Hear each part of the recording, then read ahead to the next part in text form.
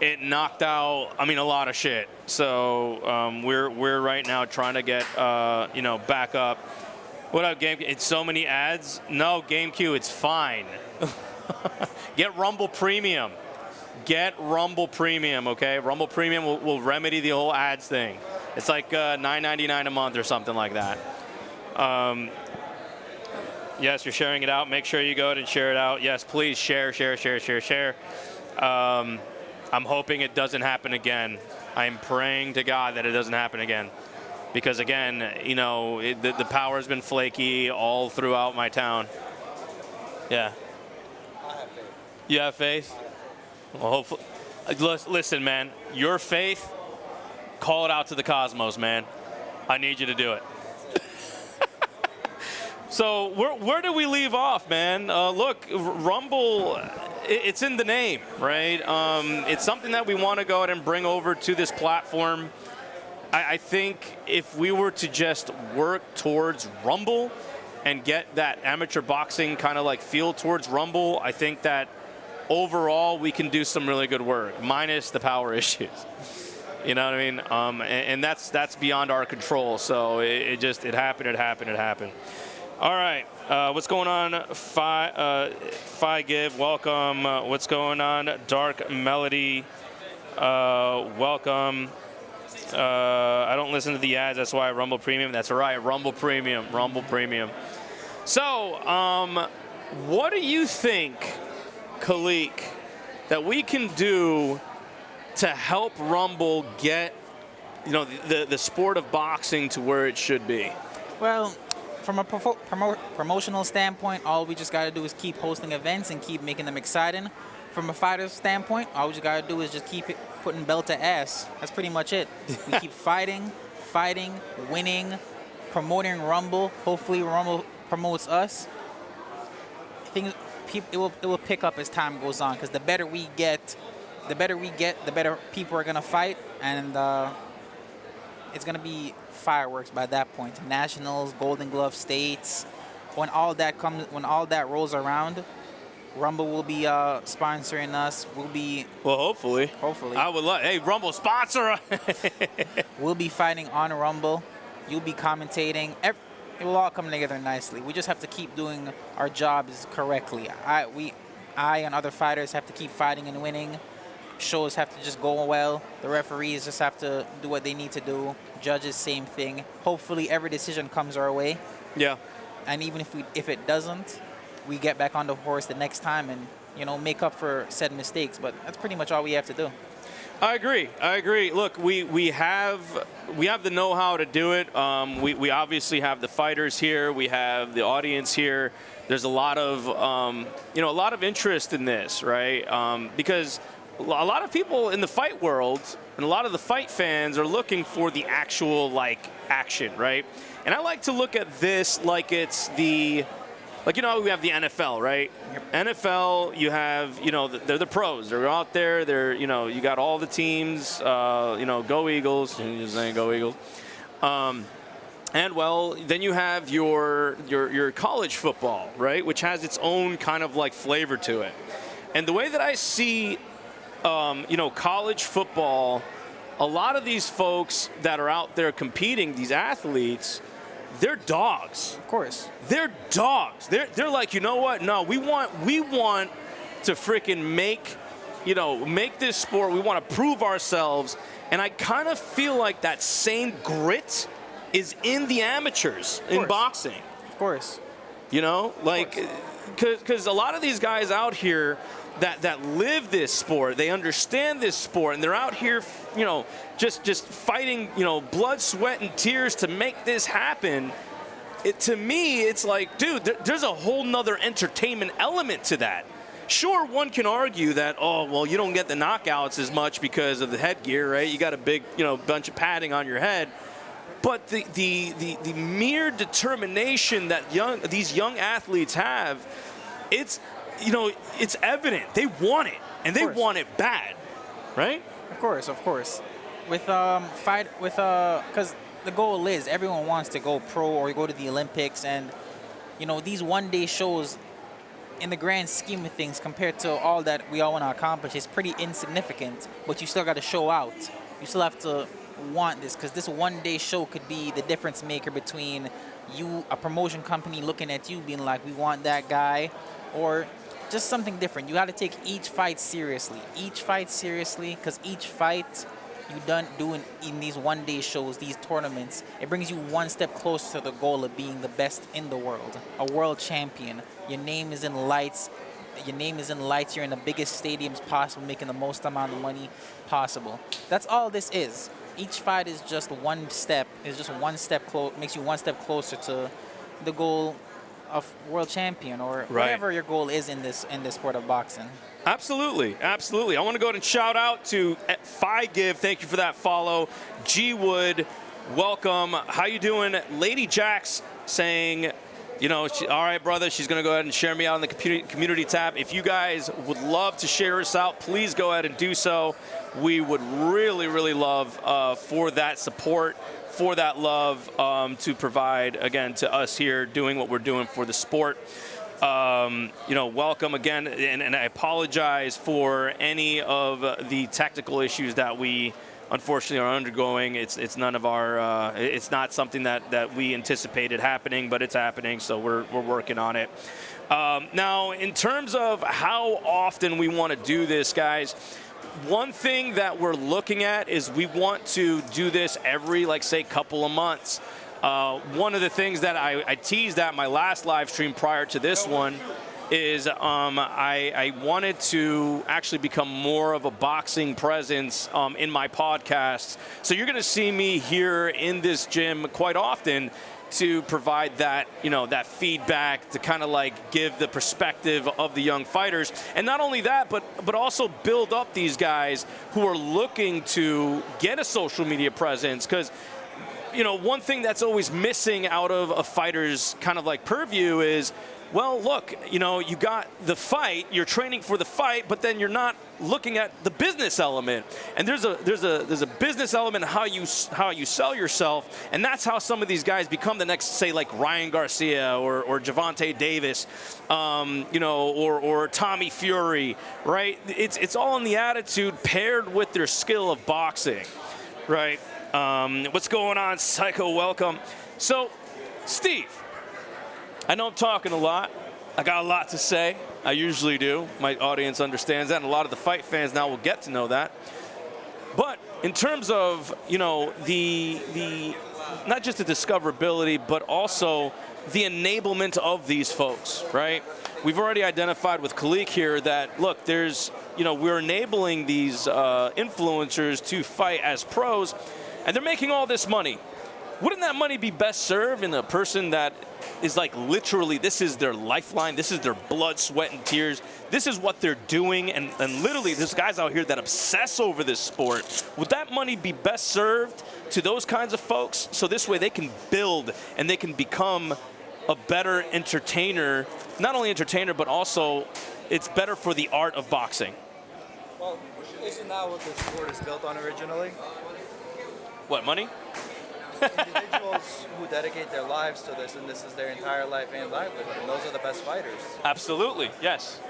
So if we were to give, if we were to give those folks X amount of, like, say, the opportunity to fight under like a Jake Paul card, what do you think that would do for the sport? I think it wouldn't be good for Jake Paul.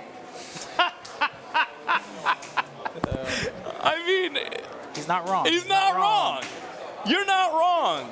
You know, it wouldn't be good for Jake Paul because a lot of these guys are not really looked upon, right? And I understand, like, you know, you got to put asses in seats, right? We got to put people in seats so this way they could watch.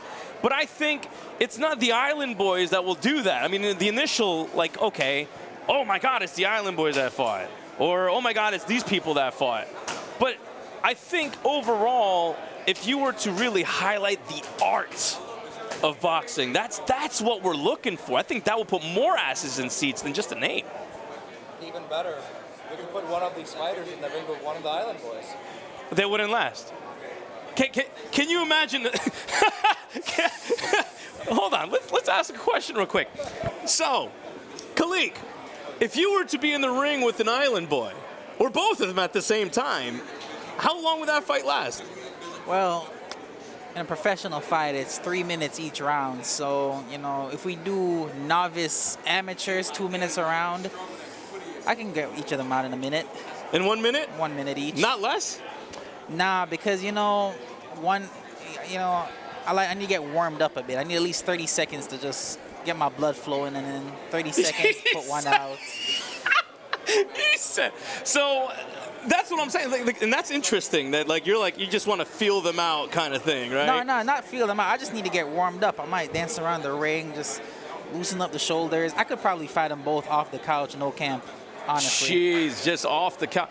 So let's talk about that for a second, right? And by the way, the fighters right now are getting ready. They're starting to like get together and you know, with their fight camps, and you know, we're getting ready to get some fights up in the ring here very shortly. But one element that is actually missing from, you know, the amateurs to the pros is there's actual fight camps, right? There's fight camps that people, you know, they kind of get their, you know, they get their style, right? We know styles they make fights, right? Yes. And I think that's another element that's missing, is to understand how to even do a fight camp. Well, with fight camps are typically broken down this way. You have to start your diet. Let's say let's say you're going through a 6-week camp. You're always managing your weight for all of the entire camp. The last week, you're usually just focusing straight on cutting weight, but typically it's about conditioning, studying who the fighter is, game plans, different ways to get inside depending on the type of fighter you are. For the fight camp, you're basically just studying your game planning with your coach, your conditioning. Because the assumption is that you've already been training prior to camp. Camp is just for you doing your homework, making your final touches, tightening everything up, making sure everything is crisp, turning good. Everything is. But you study your opponent too, right? In professionals, when you're doing fight camp, yes. In amateurs, pretty much every day is fight camp, because me personally, I like to fight every Saturday. So every week is a fight camp technically. You know, you win your match on Saturday, on Sunday you take a break, Monday right back to it. Because in amateurs, there's nothing really to study. Everyone fights the same way. Everyone has their different flavors of how they fight, but everyone typically fights the same way. A lot of punching, a lot of head movement. You have 9 minutes basically to just wrap it up completely. So in amateurs, there's no fight camp. You know, you could prepare for fights, like for example, the state and national tournament. That's when you would say I'd use a camp for those things, but even then you're still fighting every day. You start fighting on Wednesday, then you fight the next day, Thursday, Friday, then you're in the finals on Saturday. Interesting. That's exactly how it works most of the time. What fight camp basically is giving you time to sharpen everything up. Gotcha. Guys, make sure you go and share this out. This is, you know, our Rumble in the Den. That's the name of this event. This is exclusively on Rumble. I want to go to give a big hand to everyone who helped out and donated food. Your support means the world. Huge thanks to Rumble for seeing the value and potential in what we do. And major shout out to Wolf's Den Foundation for making it all possible. And if you want to keep the momentum going, donate at wolfsden.com/foundation. All right. Thank you for the follow, Persevere Design. Hello and welcome to Psychomentum, G-Wood, like I said before. What's going on? Children. Yes, make sure you go ahead and share that out. The foundation link, if we can go ahead and get that pinned, that'd be great. Looks like they're getting everybody ready. Are we getting ready here? Okay, we got some fighters ready to go. I think they're verifying the tickets right now. Everyone seems like they're leaving. The cool thing about these amateur bouts, yeah, I know. The cool thing about these amateur bouts is that, like, look, you know, there's a bit of like, I wouldn't say grunginess about them, but like a lot of people like to do the Fight Club scene, right? Like we've seen Dean the Great and FouseyTube do theirs. That's actually, from what I'm gathering, still a thing, and there might be some participation there from our end. But in terms of like the what people are truly looking for, they're looking for people to prove themselves, right? To be like, all right, well, I'm an influencer, but I'm about that life. I'm about putting on these gloves and actually going in the ring and throwing these hands, right? So, you know, I think that's part of like the, you know, the kind of special purpose of these amateur fights. You've seen on my Twitter account where I posted like where we're at. Right? It's not a big arena. We're not in Madison Square Garden, but we're in a place that is, you know, it's where people start. You know, like you got people here that are truly like in like their zone, right? This is where they grow. This is where they become something. So let's go ahead and talk about the Fight Club scene, right? What, Steve, if you were to say want to watch something that is professional, opposed to, you know, I mean, I guess a semi-professional like Fight Club, for an example. What is it that, you know, you can get out of both of those things? Like, as a fight fan, if you're looking at it, if you're like, all right, I want to see, you know, say, I don't know, a Tyson Fury fight against Deontay Wilder, which is a pro scene, opposed to you're going to see people like qualified to be part of an event. I think that's a little bit more entertaining, in my opinion. 100%. I agree with you. Yes. I mean, both have their moments, so to speak, right? So when you're looking at a pro fight, you see people that are highly trained, highly technical, very experienced. You know, that's where that technique and the art form comes in. But when you're watching an amateur fight, the people there are hungrier, and usually, you know, you're usually surprised with their performances. I agree. Yeah, you're like, wait, where did he come with that, right? Like, I never saw that before. Or maybe they find something that's very untraditional that works for them, right? There's a guy, oh man, what's that fighter's name that does like the weird like jumping motion? He's a UFC fighter. He went to Bellator. I know exactly what you're talking about. I'm sorry, I'm drawing a blank on his name Oh right now. man, I forget his name. He is a, you know, he's a pro, and he did bare knuckle for a while. Yes, he did. Right? Yeah. And then from what I saw is he eventually, his unorthodox stance and the way that he fights is very like awkward. Yes. And KSI actually adopted his fight style at one point. And I was like, damn, dude, like that's, you know, it's the unconventional fighters like that they'll pull some weird stuff on you. And I think when you look at these guys that are like trying to qualify or become like, you know, get their pathway into like, you know, an amateur fight or a Jake Paul fight or something like that, they come with that level of style because they're not necessarily training the traditional sense. Have you fought somebody like that? I fought being in the amateurs, I fought a lot of weird individuals. My style is strictly based on the basics, coming forward and a lot of head movements. So I'm really rooted in the basics because that's where mainly it all comes from. But people who are slick boxers, move around, they tend to pose some problems until they get hit. The thing about it is, though, is most people, if you can adopt that style throughout an entire fight, then you're something special, like a Roy Jones Jr. or a Ben Whitaker. Someone who, although when they get hit hard, they can still keep that composure to still do all the crazy stuff that they usually do. Okay. Because it's not just doing the crazy stuff the crazy fancy stuff that makes it look nice. It's essentially doing it in the fire. You have to be able to do it in the fire. A good example is Roy Jones Jr. He had his hands down for a majority of the time he fought, but even when he did get hit, he still kept his hands down. He stuck with the same principle of hands down, good technique in every sense of the word, and that's why he's one of the greats.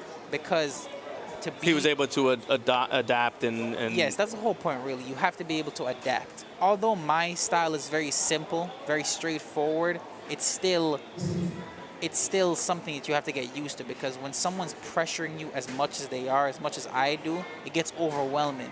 And when someone can stay composed long enough to win the bout, then it says a lot about their character, it says a lot about their style, and it says a lot mainly about the type of training that they usually do, the wherewithal they have.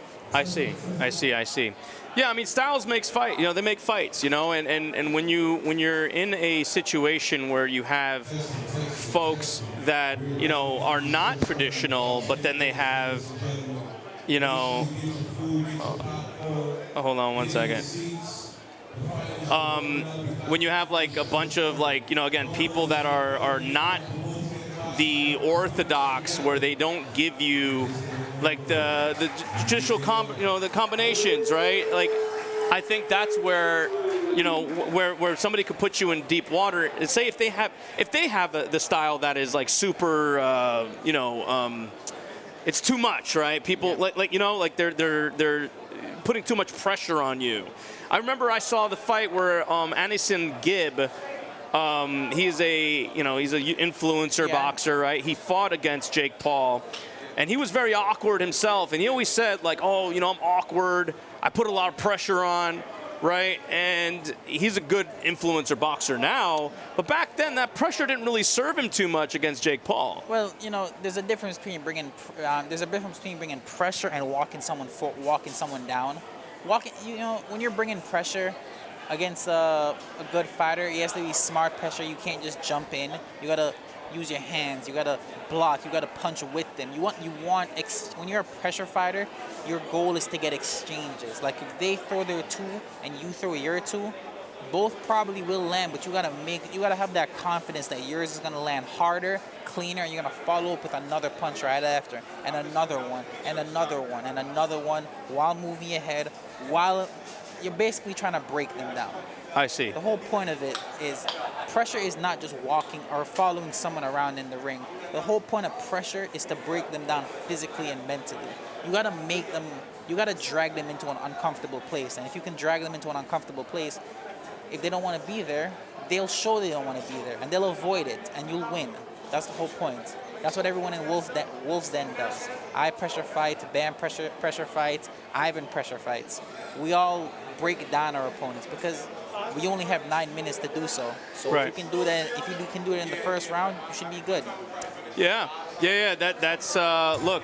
I think there is a mental element here with boxing, right? You have to make sure you break down your opponent. You got to make sure if you hit them in a couple of ways, they feel it, right? They feel the pressure. They feel like they're underwater, right? Yeah. A lot of fighters, what they usually say is like, man, like, I feel like I'm underwater. I feel like he's like, he's putting me in a situation where I'm drowning, right? Have you ever felt that? Me personally, no, because I love that. I love that place so much. I love it so much. You like being in that? I like the pressure of fighting, the uncomfortableness of it. I really like fighting other pressure fighters more often. Not because we just stand in the middle of the ring, but mainly because I like to basically show my teeth to them.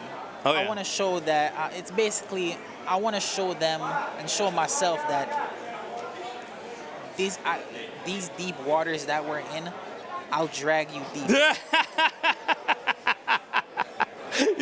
That's the thing. Like, you're comfortable in that spot. It's part of that comfort comes from experience, but another part of that comfort comes into you have to be willing to do it. Right. No one wants to be in it, and I can admit sometimes it's a place that not everyone wants to be. No one wants to go in that deep end, but if you can willingly walk into it, you'll always win. You'll always win. Huh. Interesting. So let me go ahead and ask the guy on my left here, Steve. So, in terms of boxing, have you ever boxed before, or? It's getting hot in here, huh? It's getting hot. I've done some kickboxing training when I was younger. Okay. So, I mean, have you ever competed or? No, but I've definitely been knocked out a couple of times. You've been knocked out. Sparring. Interesting. I didn't even know that about you. What happened during the time that you got knocked out? I just remember seeing a foot coming up on my right, and then blue. Blue. Yeah, that was the color of the mask. Oh. Yeah. Yeah. He's like, have you seen blue? No, I've not seen. In all my years of wrestling and Blue. boxing, I've never seen blue. Yeah. Well, look, I can understand that. You know, I can absolutely understand that. You know, being in a situation where you're like, man, you know, you get hit. I mean, I've been stumbled. I've been stumbled hard, dude. Like, I've gotten hit, and like the room would just start doing this shit, and I'm like, oh, and then what happens is you start getting more in your guard. Yeah. And I threw back, like I threw back, but I was just like, dude, I was more on the defensive, and the dude knew he hurt me. That's the unfortunate part about it is when you get hurt like that, you gotta come forward. Nah, dude, I was going back. Yeah, I was like, you nah. can't go back. If you go back, then you tell them, yeah, that hurt. Yeah, that well, hurt. I had no other choice but to freaking say. You gotta go back. You gotta go forward. So he's thinking, oh, did that even hurt him? Yeah, It's exactly. the worst experience ever. No, I agree. It was a very, very bad experience for me. You know, and the thing is, it's not just like, it's not that the room just spins. You also get like the cold sweat. Yeah, I had cold sweats, dude. I was like, fuck, that sucked bad. It's unfortunate. I've gotten hit with some hard shots before, but surprisingly, I haven't gone down. But in those moments, you really got to just bite down in your mouthpiece and just keep going forward. That's it. That's all you can do. And keep a neutral face the entire time. Bro, good luck with that. Yeah. Good luck with, how do Everyone's face is the same when they get hit clean. Nah, fuck that, Take dude. a deep breath in, eyes wide open. There are recovery breaths. Don't get me wrong. Like I get myself. You know, there's a recovery breath. So like what I do, and I don't know if this is the right way of doing this. I don't know if you've done this either. But like I would breathe in like like that's how I would breathe. To be honest, I don't know. When I get hit with a clean shot, I just take a deep breath out. I just breathe out, and then I'm fine. I'll just go, and then I'm right back in it. You can't really show you're hurt. You got to keep a neutral face, even if it crushed you. Yeah. Even if it crushed. Have you ever been hit with something that crushed you? Yes, I've been hit with There was this Dominican pro. He has over like 400 amateur fights. He went to the Olympics. He hit me because he's a pressure fighter like me. So we stood in the middle of the ring, fighting it out. And yeah, every punch he threw hurt. Every punch he threw hurt. That's understandable. Every punch he threw hurt. He was just a different type of animal. He was a seasoned vet. Gotcha. So, hey, real quick to the audience, guys. It looks like it's getting a lot more packed in here. A couple of the fighters right now are gearing up. I'm seeing some guys with headgears on, so it's not too much longer until the fights start. Again, we're at Wolf's Den Boxing. We're out here. We're building the sport of boxing in the, obviously here. I'm not going to say exactly where, but we're doing this on Rumble.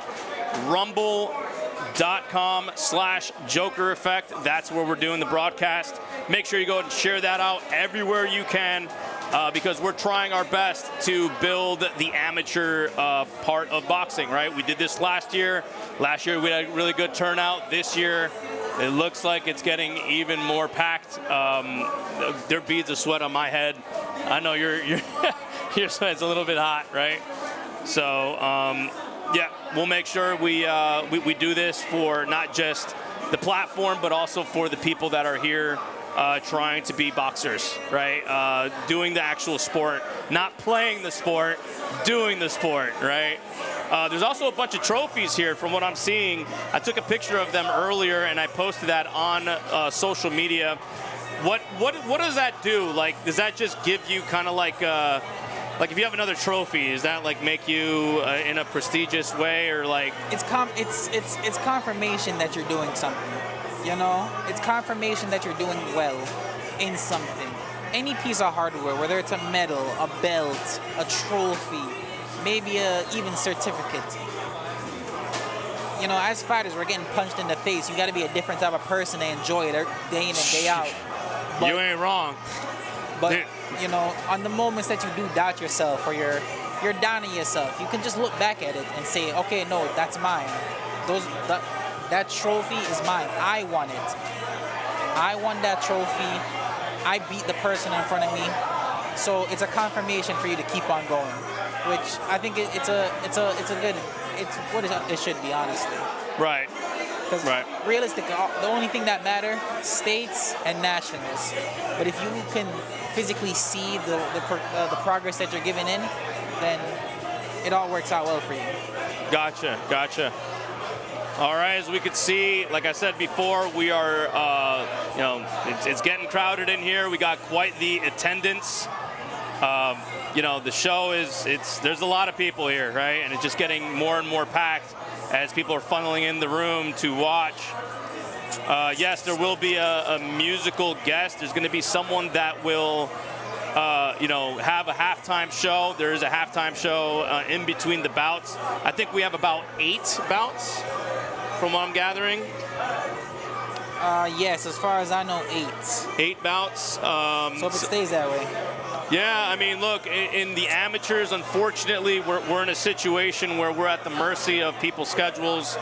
The elements outside, it's raining every weekend it's been raining. I don't even understand why. What?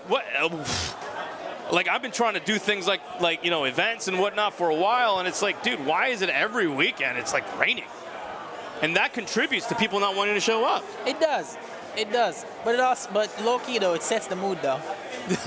Why you say that? You know, because you know, when I win my fight or knock someone out, you know, they're gonna be stretched. They don't want to be taken to the hospital in a sunny afternoon. Dude, you saying hospital, dude?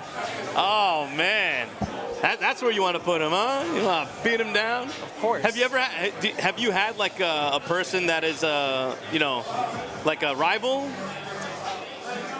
Yes and no. He's not a rival per se. He's on from the F2 boxing. Vertil McTear. He recently won his Golden Glove state champion. He's not a rival per se because we're in 2 different weight classes. But I like seeing him win because when he wins, I want to win. I want to win as well. I want to win more. And the fact that he got to compete and I didn't, you know, I really did want to compete on the Golden Glove stairs. Unfortunately, we didn't register on time. But it's things like that. Just seeing, you know, friends, rivals, whatever you want to call it. You see them win, it makes you want to win more. It makes you want to outshine them, and they want to outshine you, and you're just constantly making each other better. I've sparred him so many times, and when I first started, he would kick my ass. Really? Same way, he would kick my ass. But as time went on, that gap closed slowly but surely. Interesting. I mean, look, I'm very, very, you know, I'm happy. I'm happy that you're going through the steps of being a great athlete. You have shown in our last fight that you're a dog in there, bro. You could fucking throw down. Of course. So that to me is interesting. I love watching like your trajectory into doing what you're doing. Yeah. If I wasn't such a Grandmaster, yep. What's going on? How you doing, brother? How are you? Good to see you. Damon, thank you. Good. If I wasn't such a reserved person, I'd probably be out there a little bit quicker, you know, in terms of my socials. But Yeah. it's really how it is.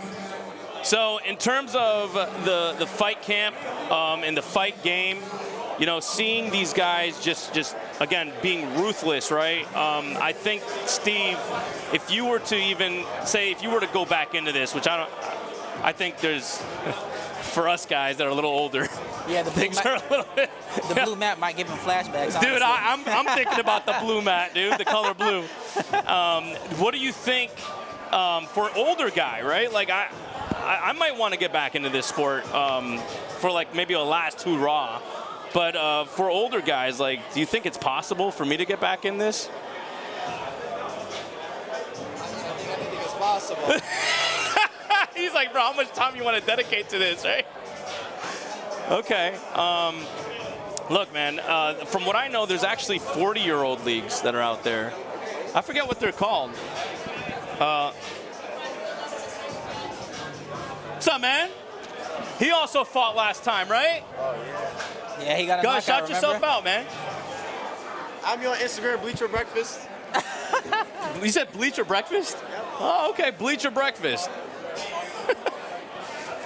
So, nah, and look, I think there's I forget what the league is called, but it's like 40-plus-year-olds that are able to do it. Oh, Masters. You ever decide, They're called the Masters. Okay. you Masters. ever decide to go back to the sport, we could see if we could set you up with Tyson. Bro, Mike Tyson will still kick my ass, though. No. Dude, Mike Tyson? I feel like people are forgetting he's 50. He's almost 60. Yeah, but he's still fucking.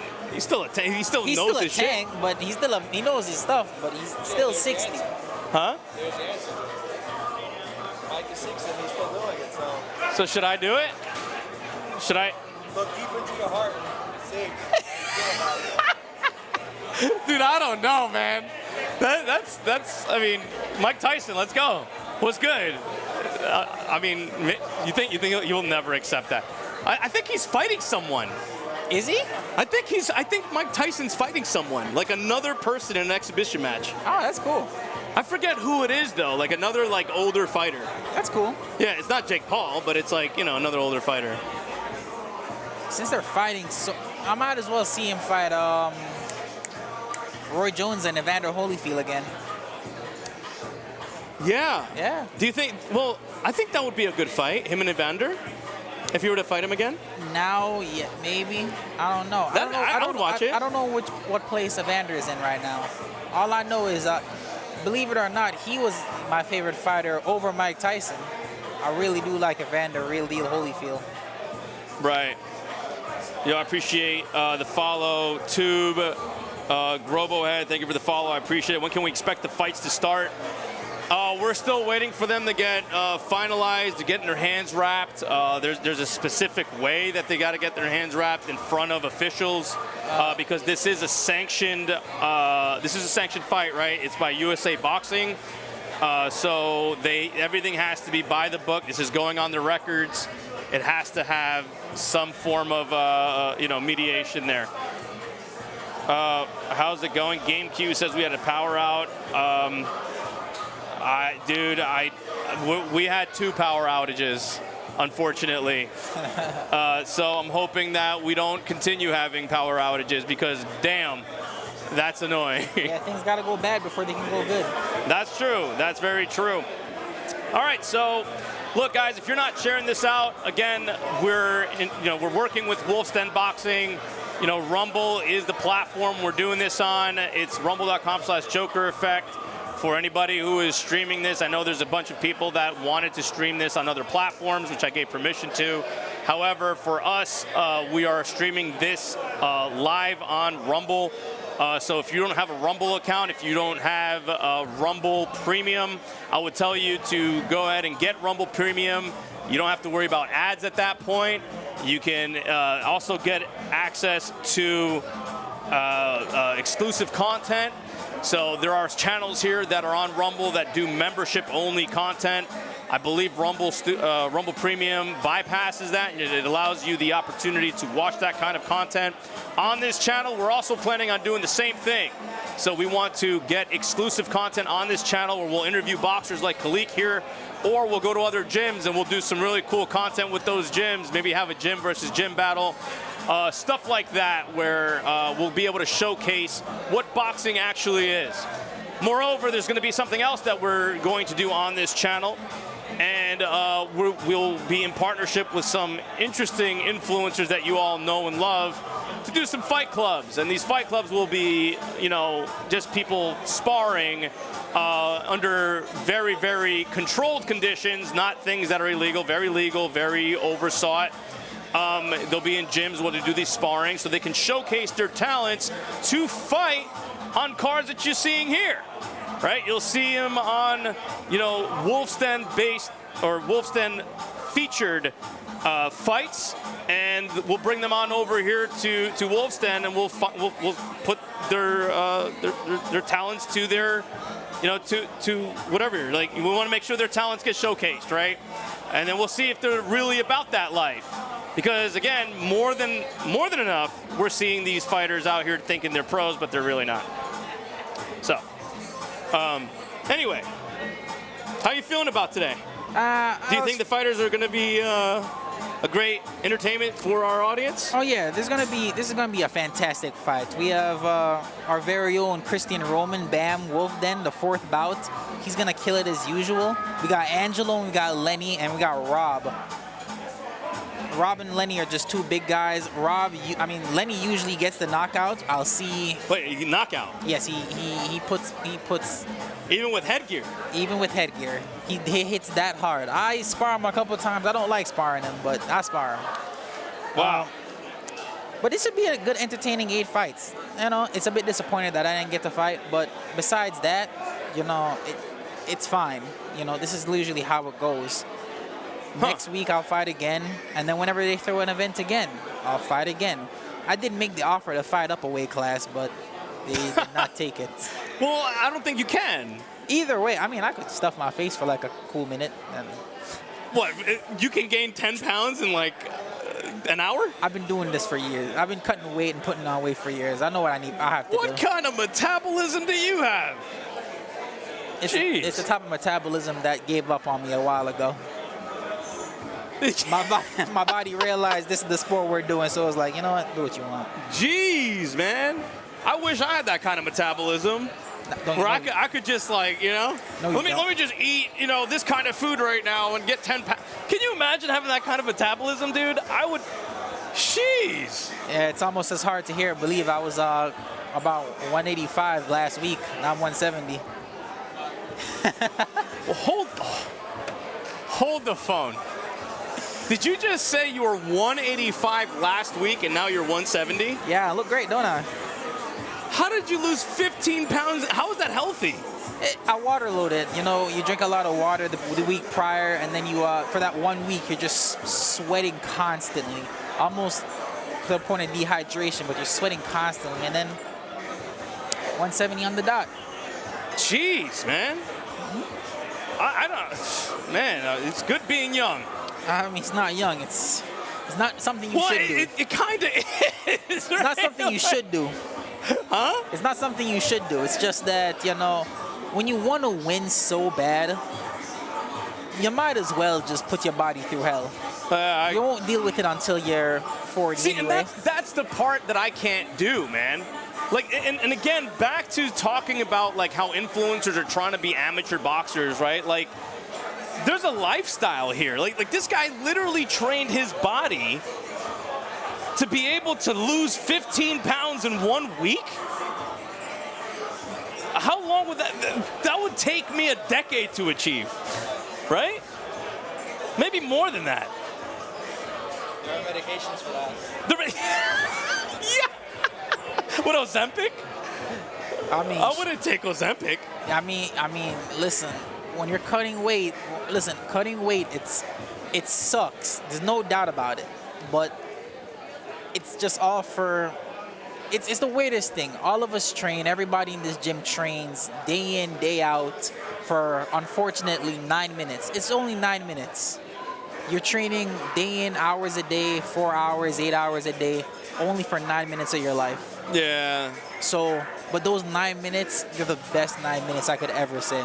They're the best 9 minutes ever. Well, especially if you win. Winning, losing, as long as I'm fighting. But winning's always expected. Yeah. But you can't go into it wanting to win. You got to go into it expecting to win. It's just, how are you going to win? Are you going to run around for 9 minutes, or are you going to fight for 9 minutes?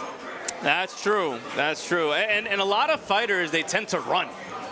Nowadays, yes. Yeah, what's with that? Why is it that they're, like that's a practice where you're just like, you're being all defensive, right? Like, is that the Floyd Mayweather? To be honest with you, when he fought Pacquiao. The thing about that though is it didn't come from Floyd Mayweather. Floyd Mayweather has always been a fighter who is defensively slick, but he's never been one to run in a fight.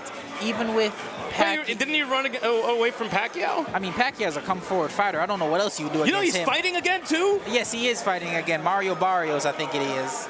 Dude! Yeah, Pacquiao's And that's for record. yeah, Pacquiao's a monster. But how long can he keep this up? You know, until his body says, yeah, we're done. I mean, the guy is like a machine. Yeah. But the thing about it is, though, is Floyd is a slick fighter who knows how to stay in the pocket, fight in the pocket. Floyd fights, you know, and even back in the day where he wasn't so defensive, he fought.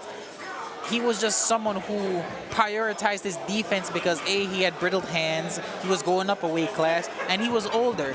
He essentially did the smart thing.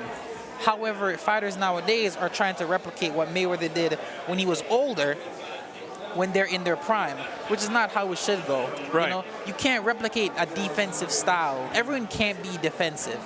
I think the closest person I know, I watch, who reminds me of a Floyd Mayweather who stays in the pockets and fight, is probably an Abdullah Mason, Tank, Floyd Schofield. Guys who are willing to stay in the pocket, fight with you, and then back out when need to. They're not running. Right. Devin Haney, I hope it works out for him. Devin Haney, man, I feel bad for that guy. You know, Norwood, thank you very much for that follow. Tim Sanity, welcome. How you doing? Yeah, it's going really good. There's quite the crowd here. There's a lot of participation. It's looking good. It's looking really good. Yep, we should be starting about now. So we should be starting in a couple of minutes, actually. Everything seems to be warmed up Yeah, now. all the judges seem like they're sitting at their tables. Yeah, there's quite a bit of really cool people here to support this bout here. You guys are going to be in for a good treat today. What's that? I got my fight in the best shape. Okay. What you saw last time is nothing. What you see today. Who's your fighter? Angelo Macchini. All right, and when is he fighting? Is he like towards the end or? He's He's the seventh bout. He's the seventh bout. He's the seventh bout. All right. Angelo and this young man are the two best fighters in the gym. All right. Well, this is Grandmaster over here. Let him know who you are, brother. All right, well, everybody knows I'm Grandmaster. You know, I'm one of the top trainers in the world. You hear that? I'm very, very happy to be part of the Wolfden family. That's right. Yes. W. Wolfden. Hell yeah, dude. All right, guys. I appreciate you, Grandmaster. I'm here. Oh yeah. Let's build the sport of boxing. I can just promise you this. There's gonna be a lot of good action today. Can't wait, man. Now, when you see my boy Angelo, he's gonna give the people their money's worth. Okay. We'll make sure we shout him out. All right. I appreciate you, brother. Thank you. He is really good. I really like his training style, and he is here with the Wolf's Den, the Grandmaster of this gym. Trained again, Angelo, who we've seen him last time fight, and he's good. He is good. He's good. He's really, really good. He's really, really, really good. This guy's the sheriff of the ring. Look, he's like I said, he's a good guy. I appreciate Grandmaster for all he does. He also wants to build the sport of boxing. Really, a really great trainer. I've seen him train some guys over in another gym, not like a boxing gym, but like a weightlifting gym. Yeah, he does a lot. And he goes hard. He goes hard on that. He doesn't mess around. So yeah, awesome guy. Shout out to him and his fighter, and I hope his fighter Angelo does well, and I hope his opponent does well too, just so we can see a great fight. Both guys are risking their lives in this sport, right? Whenever you go into this ring, that's right in front of me. It's always you risking your life. It's not a game. You know what I mean? It's not a game. You're trying not to laugh, man. What's so funny, bro? Huh? The comments? I know. Sometimes the chat could be funny, man. But look, you know, again, we're all here doing the same thing, and I want to contribute to that because I think the future of content creation is, you know, it's sports, really. You know, I saw an article a little time ago, and I talked to you about this earlier, where, you know, with artificial intelligence coming out and a lot of the entertainment industry kind of like leaning on AI, right? We got music being generated by AI. We have shows and productions with Google's new VO3. AI is looking really crisp. It looks like a whole production company created some of these shoots that I'm looking at, and it's insane. It's crazy, and I was actually like looking into some really prominent figures in entertainment and content creation. And well, the content creation that I'm seeing, even now, there's a lot of AI involved. Well, the only thing that AI cannot replace are things that have competition behind them between humans, right? That are solely competition-based, like boxing.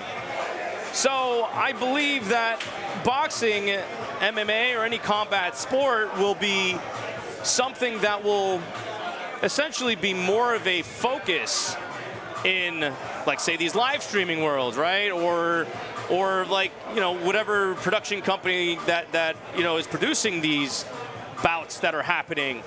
So it will be more, you'll have more of a stake and more of an asset in developing this for like a Rumble, for an example. You know, again, we're producing this, you know, to live stream on Rumble exclusively. We're not producing for Rumble, sorry, I misspoke. But, you know, we want to give this production to these live streaming companies and then eventually capitalize on it where, you know, AI cannot produce this, right? You can't produce through AI somebody that has the skill of like a Mike Tyson or a Khalik, for an example, right? Or an Angelo. There's a very unique grit involved in that, you know, to follow a fighter in their fight camp. Starting now. It seems like we're starting. All right. Yep, here we go. All right, here we go. If we can go ahead and center on the ring. There we go. Awesome. All right, we have the referee. That's the referee. Looks like he's getting ready to call up the first fighters. All right, guys, listen, I hope you guys enjoy the show. We got quite a bit of great fighters that are coming in today to do this, again, to risk their lives. We have a pretty good audience, but they're risking their lives to entertain you guys. These are amateurs, people who are up and coming to, you know, to, again, be in the sport. So let's go and support the fighters, support the gym, support Wolf's Den, support Rumble. Again, we want to build this for, you know, to build the genre on Rumble. And of course, thank you to the sponsors. Give a big handout to everyone who helped out to donate food. Your support means the world. Huge thanks again to Rumble for seeing the value and the potential in what we do. And major shout out to the Wolf's Den Foundation for making it all possible. If you want to keep the momentum going, donate at wolfsden.com/foundation. All right, here we go, guys. You ready? You excited? Very much so. Are you? Oh, dude, I'm ready. I'm ready to watch this. How's it going, bud? Let's see. All right. I am ready. I'm excited. All right, stand up for the national anthem. Let's stand up. I'm standing too, because we want to pay respects to our country.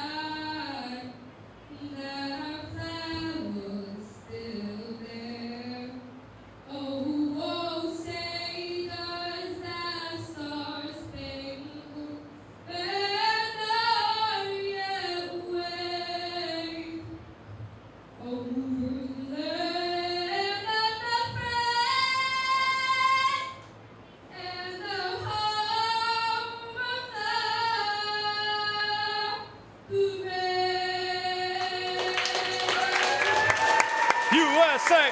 USA! Awesome. Fantastic.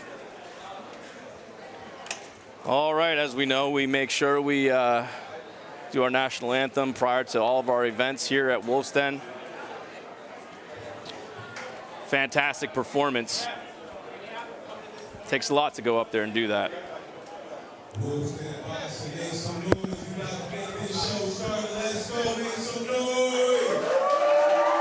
All right, guys, here we go. This is going to be our first bout. This is what the amateurs are all about. We're not about the flashiness, the big stadiums. This is where it all happens.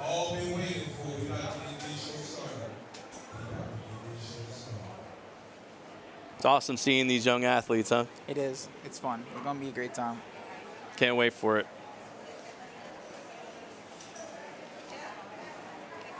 So who's up first? Jose Figueroa the fourth and Juan Umanzer.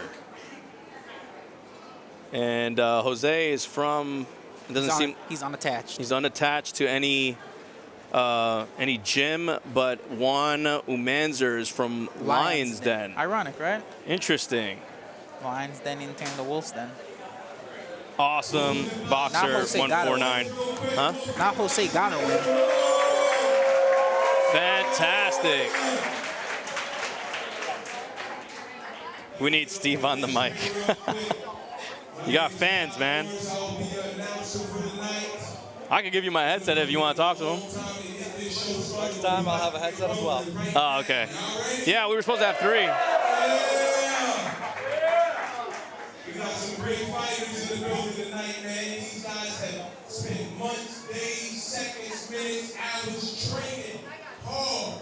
You know what I'm saying? Doing their homework and they going to train hard. Guys, we have 1,600 people in the channel. Please go ahead and share this out. Go ahead and clip whatever you want to clip and post it on your social media. If we have a knockout, I'll go ahead and do a giveaway for that knockout.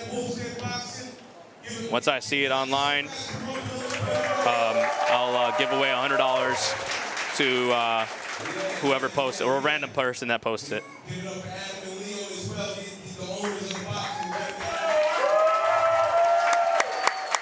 Yeah, I know the audio in the ring is a little off. It's all right. We'll fix it next time. Clips will not be flagged. No, clips will not be flagged. Like I said, man, these fighters have been training their asses off, and today they came to give us a show. So make sure you keep the energy high, make some noise after every fight. Make sure you go over there and have some food, get your popcorn. You know what I'm saying? I don't think we drinking tonight, so we're not leaving no tips. But you know what I'm saying? We're gonna have a good time tonight. Y'all ready for the first bout? Yes, sir. We're ready for the first bout. Make some noise!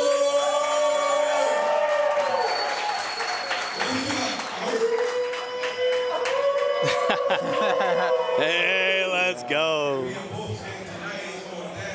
We got Wolf. We got the Wolf howl. What's your? Go ahead and give me a howl, Steve. Wolf. That's a bark, bro. He said woof. What do you think? It's gonna go well. I need to see. Did you ever think about doing the howl for Wolf Den? Never occurred to me once, honestly. Really? Never. I mean, this is where you train, man. Yeah, I know this is where I Gotta be a train. wolf. But once new sparring comes in, none of us howl. We usually just scream out fresh meat. Fresh meat. Yeah. Fresh meat. Time to eat. That should be like the slogan. That Fresh meat, time to eat. when sparring comes in, that's how it usually goes. Oh, yeah. We're gonna make sure all our fighters are safe. We go home safe with trophies. Oh, okay. They scored it tough. Safety is #1 priority, of course. That's right. Coming to the ring, man. We about to get this thing started. Coming to the ring. In the red corner, give it up for my man, Jose Figueroa. All right. Let's go. There he is. Young fighter, young athlete, repping the Puerto Rican flag. Looks like he has a Puerto Rican bandana. All right. W Rumble, yes indeed, W Rumble. And in the blue corner, we got my man weighing in at 113 pounds. 113 pounds. Umenzo! There we go, another young fighter ready to go. Fighting out in the Baby Lions Day. Give it up for the Baby Lions Day, y'all.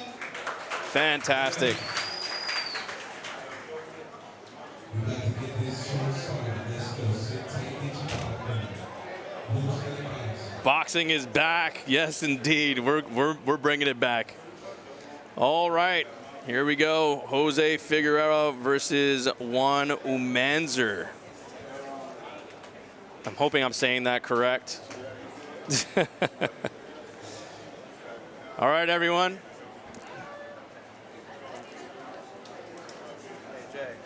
Yes. Are we ready to rumble? Ah, I see what you did there. We are ready to rumble. It's in the name. Come on, guys. Rumble, right? Think about it. It's prime for boxing. And in the blue corner, coming to the ring, we got my man, Juan Umanzo!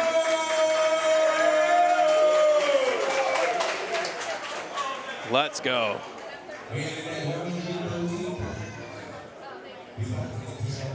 Appreciate the follow, Rokaho.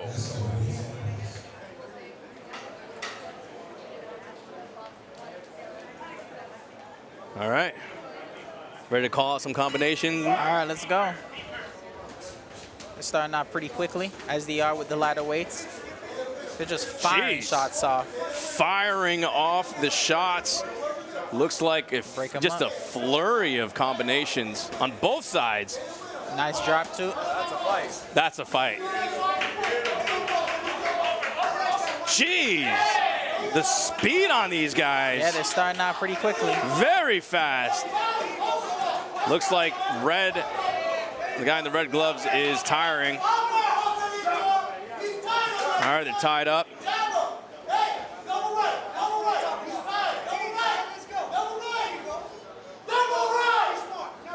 Oh man, nice head movement.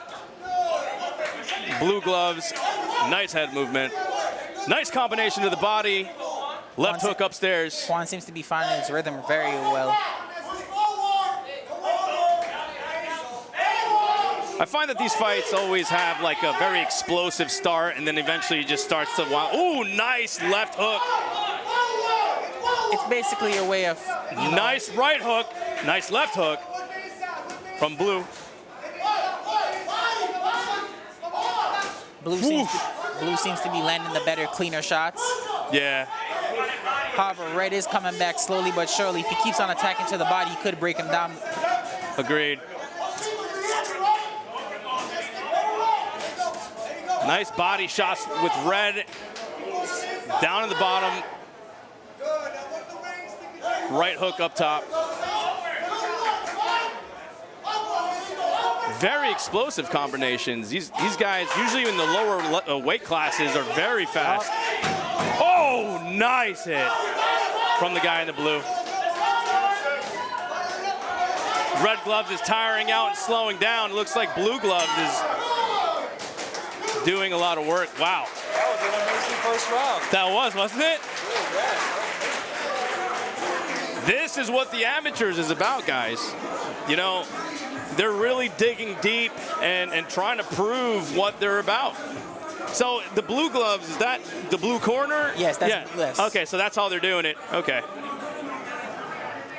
That's what I was trying to figure out, with, you know, if the colors match, because at times they don't match. But that's just his amateur attire right now. He just has a red one, but he's in the blue corner, red corner. right, because his attire is red. Okay, what's up, man? I'm pretty sure they just threw more punches than the entire Tyson fight. Oh my God. He said threw more punches the entire Tyson fight. Jeez. Damn, you came with the heat. I mean, there was a lot of punches being thrown. How many landed? I couldn't really even tell. They all were landing. It's what landed clean. That's what they're saying. Yeah.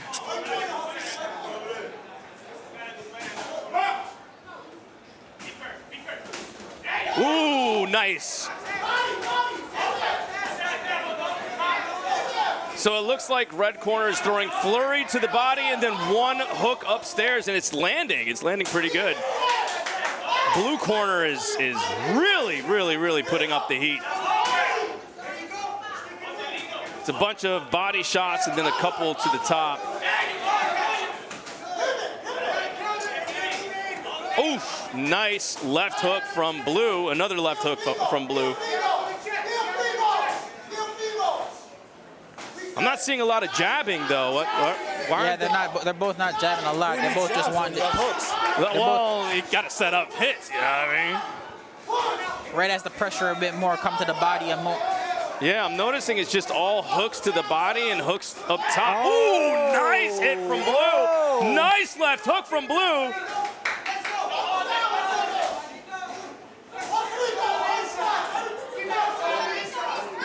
Oh, they're tying up. They're tying up. Looks like they're tired. That was a nice, nice hit from Blue. Ooh, nice jab from Red. Ooh, straight right hand from Red. Now he's doing the straight right hands. Nice. Precision there. That is, he's very precise with that straight right hand. It looks like he stopped with the hooks. All right, they're fighting on the inside. They're not tied up. Ooh, nice. Looks like they're now relying on the straight right hand after I said no, they're not, they're not doing any, like, you know, jabs or crosses. He found the hole with that straight. Yeah, he found his position. It looks like that really serving Red. Last round, this fight's very close. Personally, I'd give it to Blue, but I wouldn't be surprised if Red came back in this last round. Well, Red is actually coming back, it seems. Yeah, they need to pace themselves. They're winded at this point. Hey, it's 3 rounds. But that's forever. That feels forever in there. People are very, you don't really understand what that feels like until you're actually in that kind of position. Yeah, you don't. You know, but I could tell you what, this kind of fight here is way more entertaining than, you know, somebody who's not even a fighter playing boxer and putting their hands in gloves, you know? Let's believe. You know, I really enjoy, you know, seeing the combinations and the flurries of punches. I mean, this is amateur boxing. This is actual, like, this is the art right here. And these are young athletes who are doing it from a young age.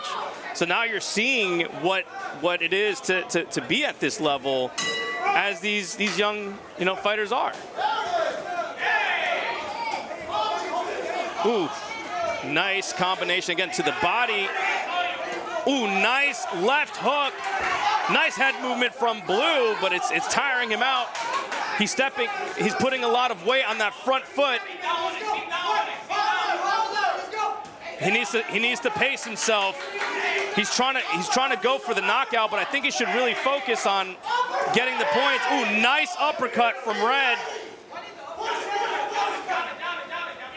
That uppercut landed clean. If Red keeps the pressure up right now, he might come back with a win. Yeah. Well, the thing is, Blue right now is tired, and Red needs to capitalize. Yeah, that's the downside of throwing all those punches constantly. But he's catching him with every one punch. He comes back with 3 more.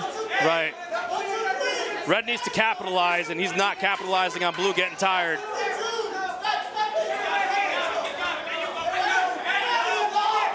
All right, he's leading with his head, opening himself up for an uppercut.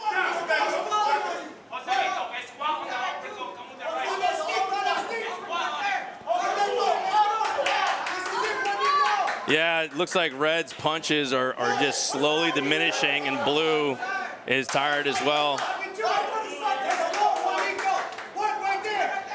Come on, Red needs to capitalize on Blue being tired, because Blue keeps throwing them body shots, but I think that's what winded Red anyway. Ooh, nice.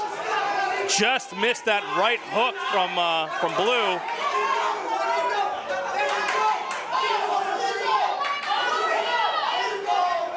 Again, went under that right hook from Blue. 10 seconds left on the clock. Let's go. Oh! Oh! Nice! Very good to both athletes. Amazing. Gloves for my youth 45 years ago are signed by George Cavello. Really? Baska. Amazing. That last 10 seconds on the clock was really good. I like how they finished strong 10 there. 10 seconds left on the clock. They finished very well. I'm not sure what won it. If it was the clean shots by Red or the flurries by Blue. I'm really not sure what won the fight. You know, if I were to say, to me, I would give it to Blue. What do you think, I Steve? think it's pretty close. You thought it was pretty close? Yeah, it was extremely close, but I saw Blue threw a lot more punches than Red did. Red tired out really quick, but there was a lot of body shots that were thrown from Blue to Red, so that would tire anybody out, you know? All right, let's see who wins. By that.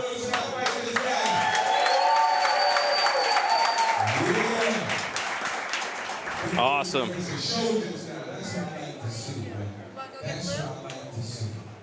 All right, let's see who won here. The moment we've all been waiting for. These boys have put in 3 hard rounds and have left it all in the ring. And now for the winner. Appreciate you, Tony Lena. Give it up for my man in the red corner. Wow! I did not see that happening. That's what I like to see. Red corner, Jose Figueroa. To see. Looks like Jose has taken the victory. Really interesting. I didn't think that was the case. Great job to both athletes. You know, Juan Manzer, congratulations for, you know, again, fighting such a hard fight. I actually thought Jose won, or I'm sorry, Juan won. So, I mean, that was an interesting kind of development. I thought the body shots that the blue corner was holding or was giving would have secured the victory. Yeah, but you gotta take consideration. Most of them were blocked. Red was landing the cleaner shots around the later half of the second round and the beginning of the third round. They both were throwing flurries, so it's hard to tell who was having the dominant effect. I personally think Blue was being more dominant in the flurries, but Red was landing cleaner shots. Much cleaner, much heavier shots. Red kept the pressure up, kept ring general shit up. The other stuff like that is also being judged as well. Interesting. What do you think? Was it a good judgment on who won, or you think? Okay. Great fight. That was a great fight. All right, so Jose Figueroa, congratulations on your victory. This next fight is Red corner Ronaldo Yanez and Alex Orozco. Orozco. Right. Rolando is not. He's unattached, and No, he's a part of F2 boxing. Oh, F2 boxing, and Alexander is from East Lebanon boxing.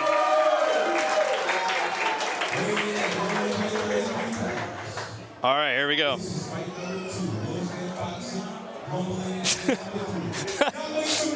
All right, here we go. Zell to the first knockout. Really? World Star? Okay. I'll hold you to that. Yo, Baska, thank you for the follow. I appreciate it. All right, here we go. Another 2 young athletes ready to dig in. All right, let's see if they start the same way. Explosive. Oh. Ooh, nice. Nice jab from Red. Now F2, the boxing gym is very comes down to Wolf's and to spar a lot, so F2 does produce a lot of good fighters. So I know. I'm already confident F2's gonna win this fight. Okay, I mean he's definitely the blue corner is looking pretty crisp too. Nice jabs to put him back. Whoa, okay.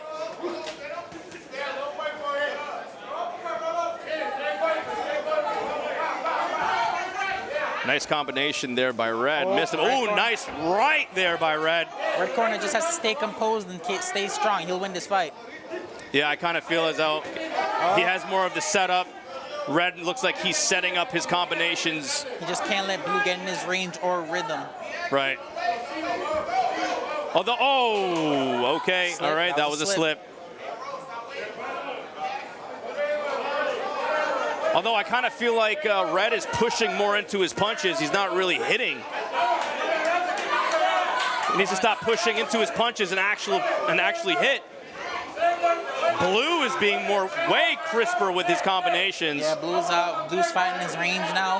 100% Yep. fighting his range, getting into his rhythm. I kind of feel like Red's going to get knocked out here. I kind of feel like Red's going to get knocked out. Let's hope not. I like F2. F2 can't do this to me. Nice jab by Blue. He just has to keep coming Nice with a jab. combination. Ooh, nice uppercut. Right uppercut from Blue.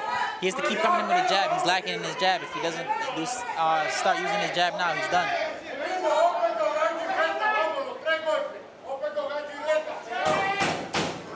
Wow, nice movement by Blue. Nice combinations. Double hook by Blue. Nice body work. Blue is just tearing it up. Wow, Alexander Orozco from East Lebanon Boxing. Really, really digging deep there. Really digging deep. Red needs to really reevaluate their game plan. You know, Rolando Yanez. Looks like he is winded. He was pushing his punches, and he needs to actually strike. Because if not, he's not going to do the damage necessary to break down Alexander Orozco.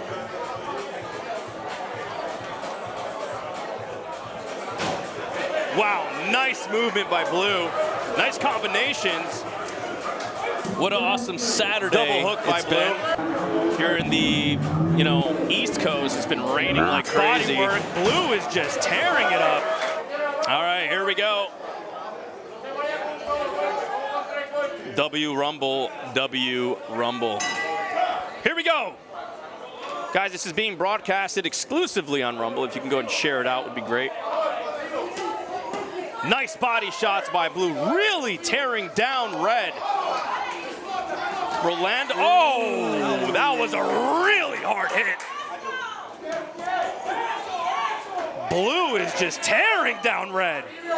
Nice jab breaking right through the guard. Red is just being a punching bag at this point. He needs to answer to some of these combinations. Not just go for the block, but he needs to answer, get in and just dig deep. He's just dominating this fight. Alexander Orozco. Rolando needs to put his guard back up. He's dropping his guard. Ooh! Nice hits from Blue. He's getting jabbed up now. Being set up. Nice. I think there needs to be a standing 8 count. Standing 8. Appreciate the follow. Salt Q. All right. Red needs to provide an answer to what Blue's providing. He needs to give him an answer. Dig deep. I don't think he has enough in the gas tank. He's stumbling. He is stumbling. Couple more clean body shots. He's taking a lot of damage. Right to the head, breaking the guard.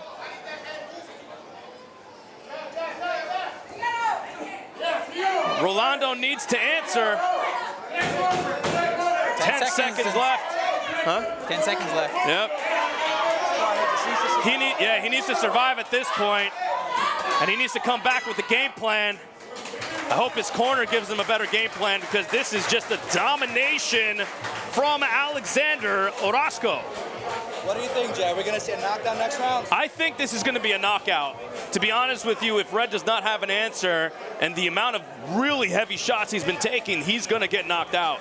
There's no question about that. Think about taking that many hits to the head and really getting your guard broken. I mean, the guy can't even guard correctly at this point. Yeah. What do you think, Khalik? Personally, he's getting torn up head to toe. Blue's doing perfectly, going from head to body to head to body. The movement's going good. Head movement, he's staying defensively minded. He's not rushing in, and he knows his spacing really well. Yeah, I just don't see how F2 can win this one unless he gets a knockout, but it doesn't seem too likely. No, he's pushing his punches, and everything Blue's doing is much crisp. Agreed. Which is why from the start I said I really had East Lebanon boxing winning. Just slam it down. Like I really, from the start I knew East Lebanon was gonna win. Yeah. I mean, once we started seeing how the combinations were being, thrown, it's obvious. Red needs to provide an answer. Nice hook. He's dropping his guard and leaving himself open on the top. That's the problem. He's dropping his guard and he's leaving himself wide open. Another standing 8 count.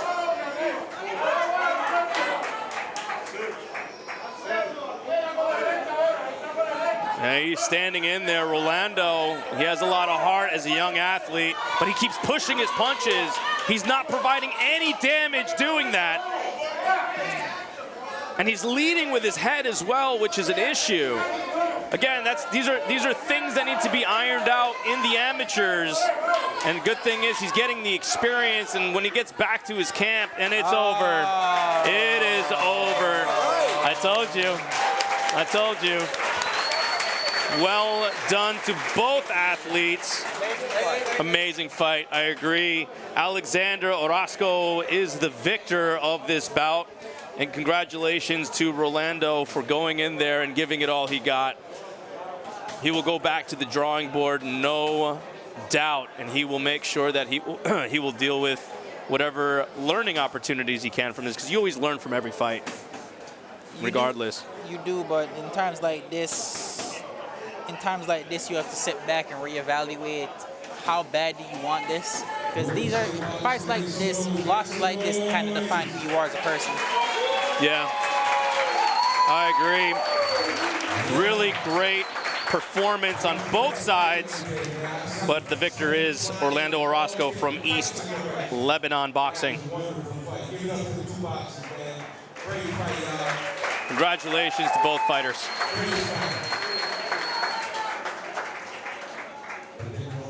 Takes a lot to get in there. It really does. Risking your life, getting hit in the head a lot.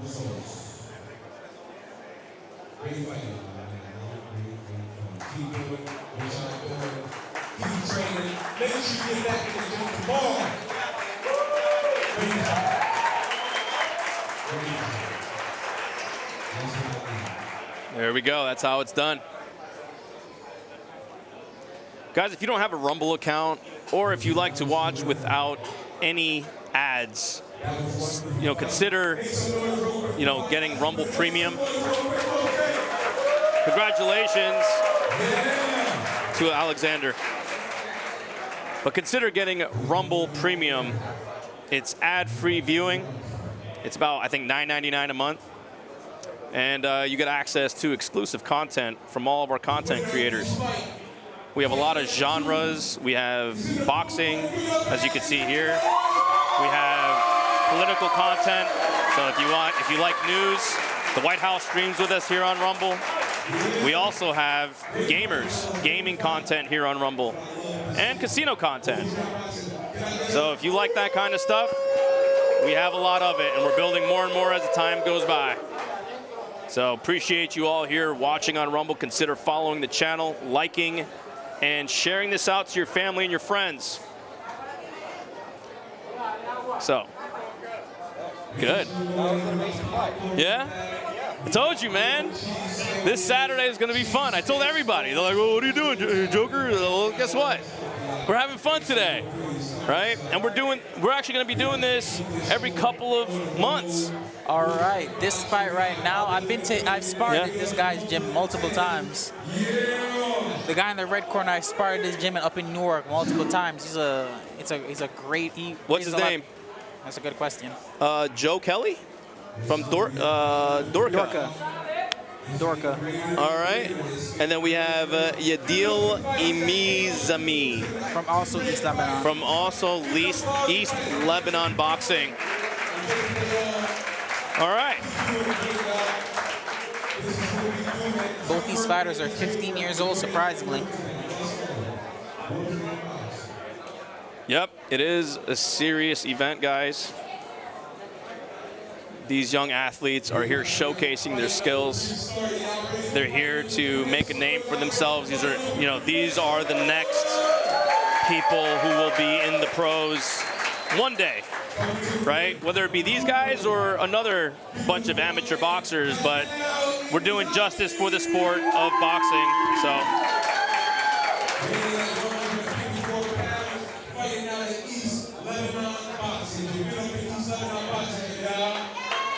All right, here we go.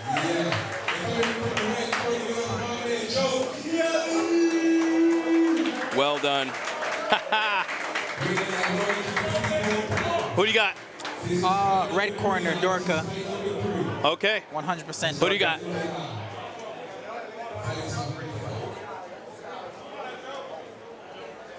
Red? All right, we got 2 for the red. I'm one-on-one right now. I knew the red corner was going to win the first fight. Then the second fight, I obviously fell through. This fight, I'm going to stick with red.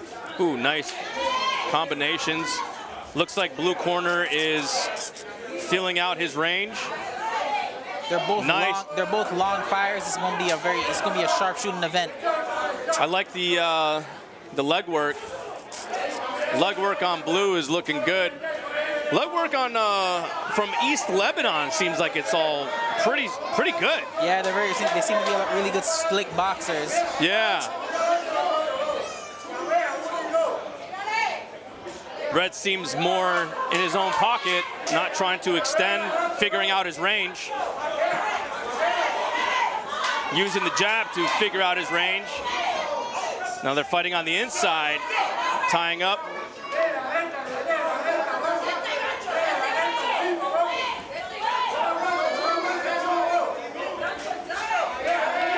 Nice combination from Red.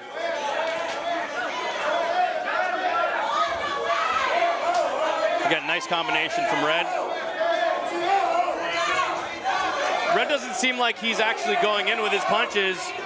He's not really putting power behind his punches. Yeah, he seems to not be firing off as much. He needs to get out of his shell and start punching. Let his hands go. Ooh, nice hit from Blue. Although he is using the jab to keep him kind of away. They both established their jab. Now they both have to go in now. They both have to now go in. Agreed.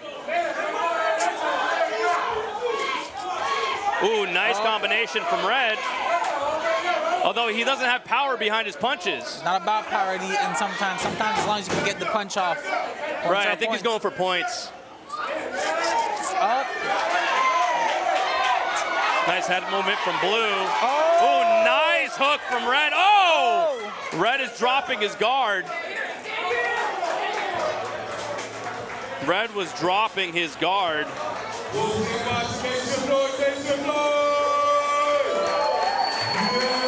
Putting power behind his punches. Yeah, he seems to not be firing off as much. He needs to get out of his shell and start. Let's see here. Hands go. Ooh, nice hit from Blue. Go ahead and take the conversation away. I just got to send something to somebody. He is using the jab to keep him.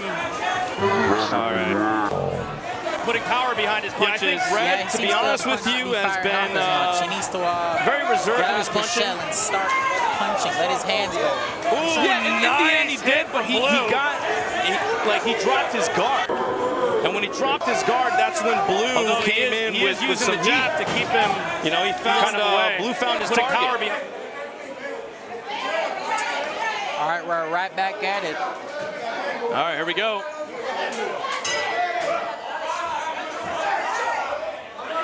Ooh, nice jab. Oh! they're both Red is starting firing off now. Looks like he is coming back in the second half.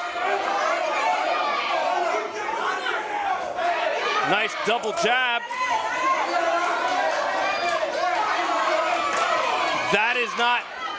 Red needs to answer. He's not giving power to those punches. Ooh, nice left hook from Blue.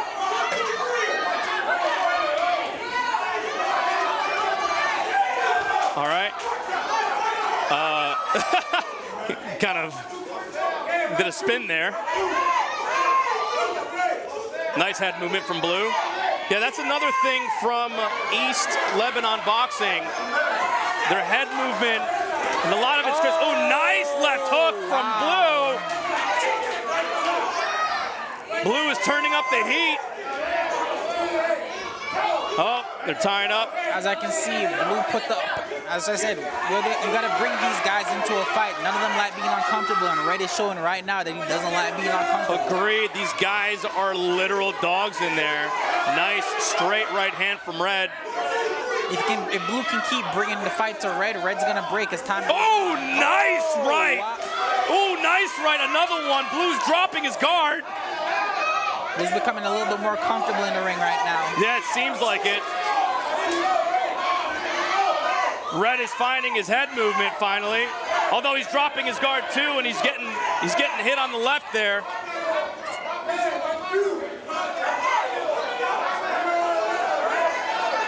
Nice jab from Blue.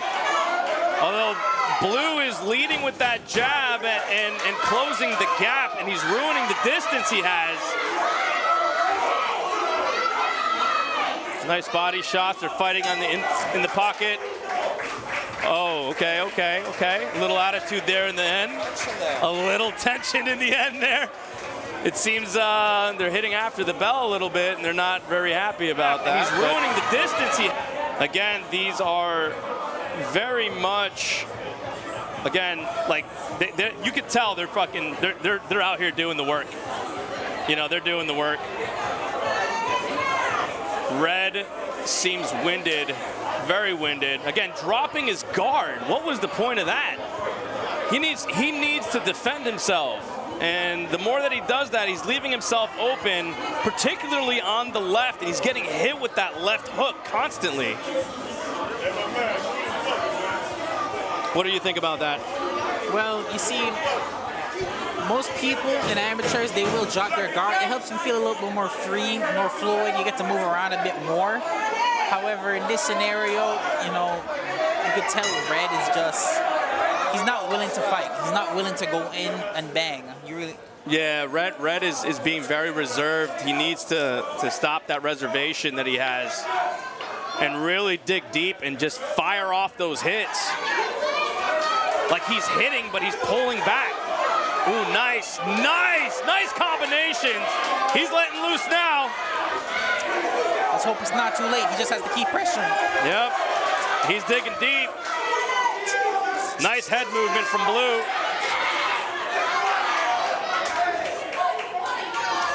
Ooh, again, he keeps dropping his guard on the right there. And he keeps opening himself up for that left hook that keeps landing. He keeps opening himself up for that left hook. His guard is low. Blue looks super composed. Still maintaining that head movement. Nice uppercut.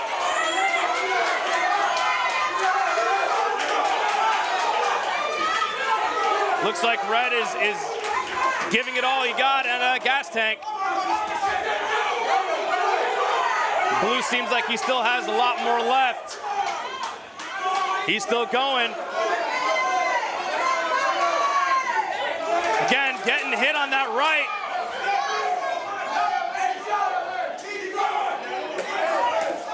Nice hits.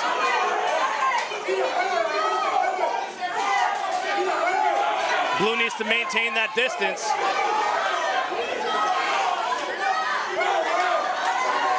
Nice jab. Looks like Red is trying to walk him down. 10 seconds left on the clock. They need to dig deep. Red needs to dig deep. Nice hits. Very good. And good sportsmanship in the end. I gotta give it to Blue. Yeah, Blue won that. What do you think? I think it may be blue, yeah. Blue, right? I'm thinking blue. Nice replay there. Look at those combinations. Blue did not stop the pressure. He did not stop the pressure. Look at that. That's what it's all about, guys. Learning set, understanding distance, set.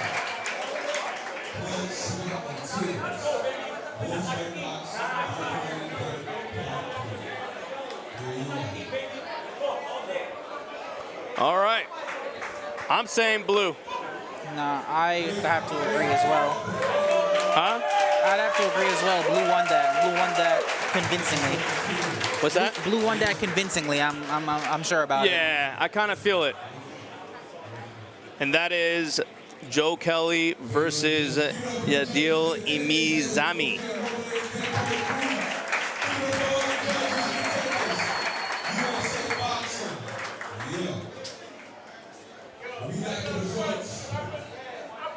All right, here we go. It's been a great fight. It's been a great vote, but we have the results here tonight.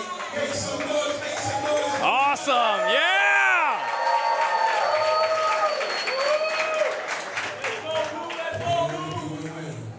And give it up for my man in the blue corner. Yep. We were all right. Awesome. Well, congratulations again to both fighters. Joe Kelly for being a good sport, and Yadil from the blue corner. Congratulations on your victory. Really, really good. Man, it's been explosive today. No, it has been. You know, it's been fun. All three of these fights have been fantastic. Now we're gonna finally see our very own Bam in a fourth bout against another Dorka kid. Right now, after this, where's Bam right now? He should be getting warmed up. I see him right there. Where's he at? Right behind Grandmaster. There he is. All right, Bam. Bam's getting in. You know, it's time. It's time. Yep. It's what I've been waiting for. Let's go. Let's go. All right, here we go. We have Wolf's Den's Christian Roman. Christian Roman versus Logan Barona from Dorka Gym. It's gonna be a good fight. They're both very.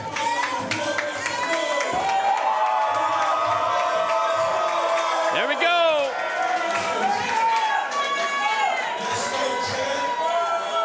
All right, who do you go with this one? I want him to win. I want Red. Of course. I'm out Red. Yeah, Red to win. Let's go. We want Red to win because Red is home. I want Red to win. Okay, that's home base for me. But I do like, you know, people to compete. I want the other side to also have the chance to win. It's just I'm just a little biased, right? I want Bam to kill this kid. You think you will? I hope he will. I hope so too. Yeah, we do plan on doing interviews towards the end with the gym owners. It's coming. There's going to be more of that coming soon within the upcoming weeks. We're going to do more boxing-related content because we're going to do more of these. So make sure you go ahead and follow the channel. Make sure you support what's happening because there's going to be a lot more of this.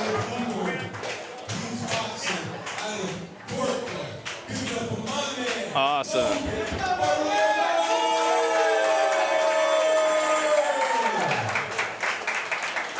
All right, here we go. Yeah!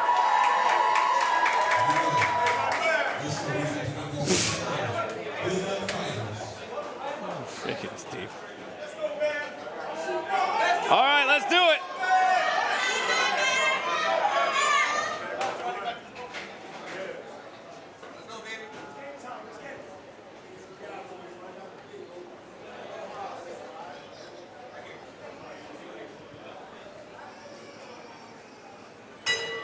All right, here we go.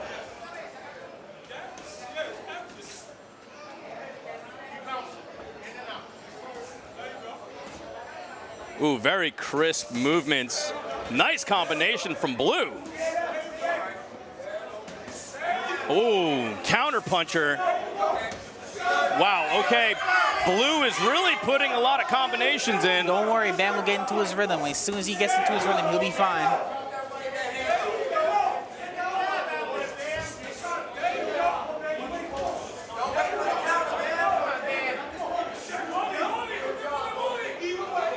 Now, Bam is a very fantastic pressure fighter. This kid fights on the outside, as you can see. As the rounds go on, the pressure will have to be brought up. They look like the same size. Bam will have to do some bullying tactics, though, Yeah. to really get the pressure going. Agreed, You can't wait agreed. on this kid. This kid is fast. The kid is fast. He keeps the. He is putting on the pressure. He keeps the range of his jab, but all Bam has to do is continue with the body. Oh, they're tied up.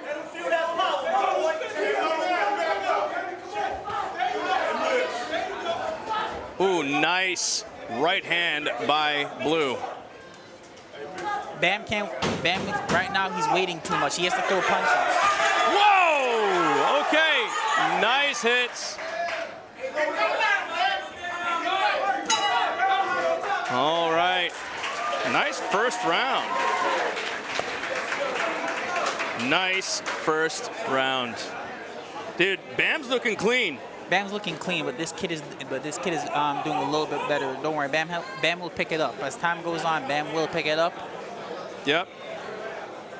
The type of fighter he is, this is where the fire in him gets lit.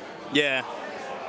Yeah, like he's more like a late round kind of fighter. He's a late round kind of fighter. He just takes a little bit to get warmed up. That's really how most of his fights go. I see. If Lil Ivan was competing, it would be fireworks from start to finish. There's just some people that they're great off rip. They're fantastic off the start. All right, here we go.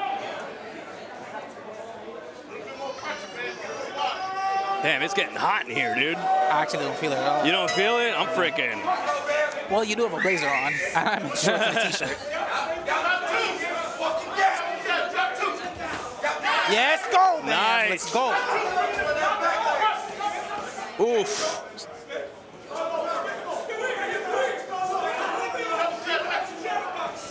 Bam's giving some good body shots. Ooh, nice hit up top from Bam. Nice hit from Let's Bam. go, Bam. Come on, Bam. Bam is really turning up the heat. Oh, they're tied up now.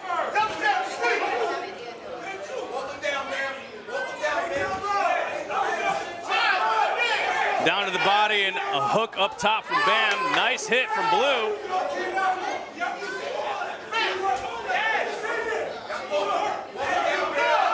Nice hits from Bam.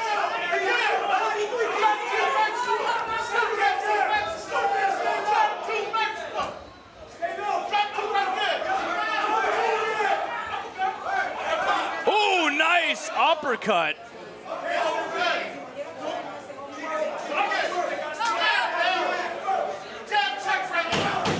10 seconds. Oh! Nice hit. Oh, nice. That's a slip. All right. That was crazy. That round was a bit closer. I personally would give it to Bam that round, though. Yeah. He landed much cleaner, bigger shots. Much cleaner, much bigger shots. However, the blue corner did land a little bit more punches, but none of them seemed effective. They looked blocked, slipped. I agree. I agree. Bam really turned it up towards the end of that. So I would give that one to Bam, yeah. The first round wasn't... Didn't go his way. That's fine. Yeah. This last round is where it only matters right now. Right, exactly. Very, very nice hit, though, towards the end there. It looked like blue corner was, like, buckled by that hit. A little bit. Yeah, his legs kind of went down. But he regained composure.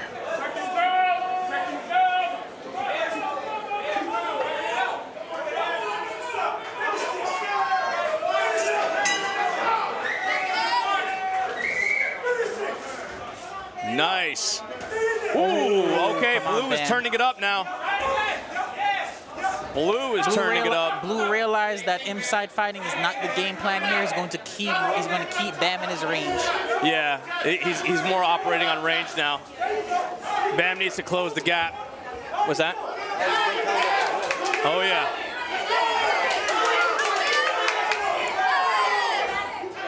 Oof.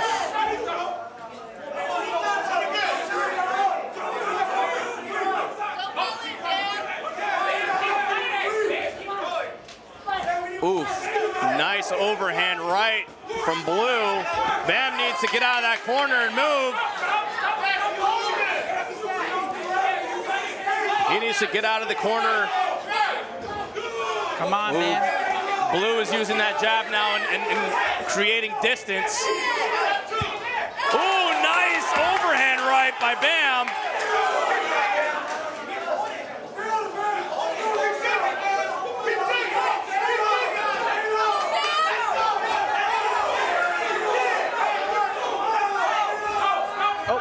They are really tired now.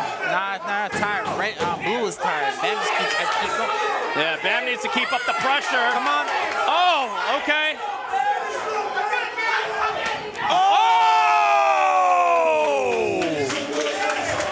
That was a strong finish. Whoa! Good job to both fighters, Christian Roman and Logan Barrona. I don't know, that was close, man. That was close. What do you think? That was pretty close, yeah. If you had to say who would win, who would win? I think red. Red? What do you think? Yeah, Bam all the way. Red? All right, let's see what the judges think. Maybe they share our same judgment. Maybe not.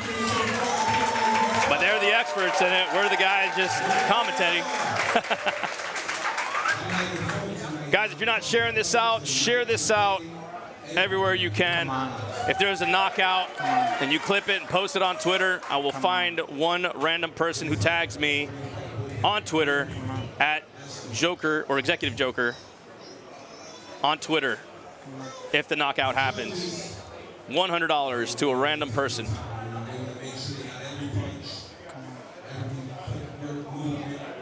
If the knockout happens, of course. Let's go. Let's go. This is what amateur boxing is all about, guys.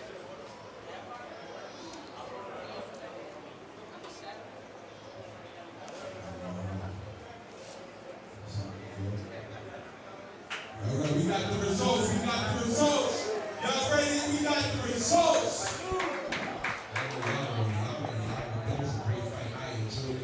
Let's go. Keep up the great work. So give it up for my man in the blue corner. Wow. Wow. We were wrong. What happened? Logan Barrona! Hey, he gave it his all. Christian Roman gave it his all. Congratulations to the blue corner, Logan Barrona. Amazing, amazing, amazing. Yeah, we're not doing that. No craziness. We're not talking like that. This is a sport of boxing. There's none of that. But anyway, we were wrong, man. We were wrong. Yeah. What happened? Hey, listen, we put a lot of faith in Bam. He's one of our guys, of course. Agreed. There's nothing wrong with what he did in there. You know, it was a close fight personally, but, you know, the kid edged out each round with his distance management. He landed, I wouldn't say he landed the cleaner punches. I did think he did land a majority of the punches, and although some of them didn't hurt Bam, they did land, and that's all that matters. That's true. You know, Bam stuck to the game plan, to the body, pressured. He could have did it more, but unfortunately, that's not he didn't get the decision today, and that's fine. Next week we fight again, and then a week after that we fight again. It happens. This is his first loss. He's now. That's his first loss, huh? Yes, I believe. Oh man. Yeah, so he's in the boat with me now, which is ironic too because I also lost my 7th fight and he lost his 7th fight. Oh man. So number 7's cursed for us, but 8 and 9. Let's go. We Easy gotta. work. Hey, there's a way to rebound from this, right? Like, you know, course. you go back to the drawing board, you figure out what you did wrong. The good thing about doing these kind of events is he can go back to the footage and see where you could improve, right? See where he can improve, see what he could have done wrong. Right, and usually when it comes down to, you know, this sport, when, you know, in the amateurs, like, there's not really footage you can go back to unless one of your family members out here, like, you know, Yeah, that's one recording. of the benefits of what you're doing, Rumble is doing. This is one of the benefits of it. We get to finally look back, see what we're missing, see things that we can fix. We don't have to set up arduous cameras from coaches and all that stuff. We can now look back at our events, see what needs to be done, see what can be improved. So that's really one of the biggest benefits coming from, you know, people like you, streamers, podcasters, helping amateur boxing, you know. Because we're just fighters at the end of the day.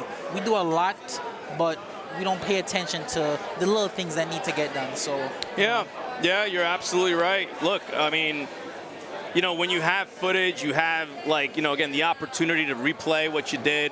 And not only that, but now, you know, Bam, he can show his family. He can show other people or other coaches and say, hey, look, this is what I did. And he can grow into a better boxer, right? And I don't think that was available out, you know, before what we're doing here with Rumble, right? There's other people out here that, you know, that are doing, you know, these boxing events. We'll call them boxing events.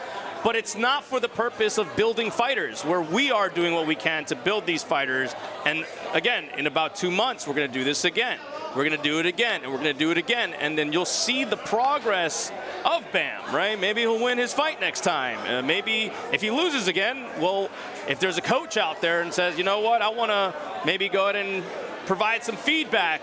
You know, there's ways to go ahead and do that through, say, like Wolf's Den or these guys' gyms, and saying, look, you know, I want to maybe take him under my wing. I'm a boxing promoter, whatever. hey, listen, he's young.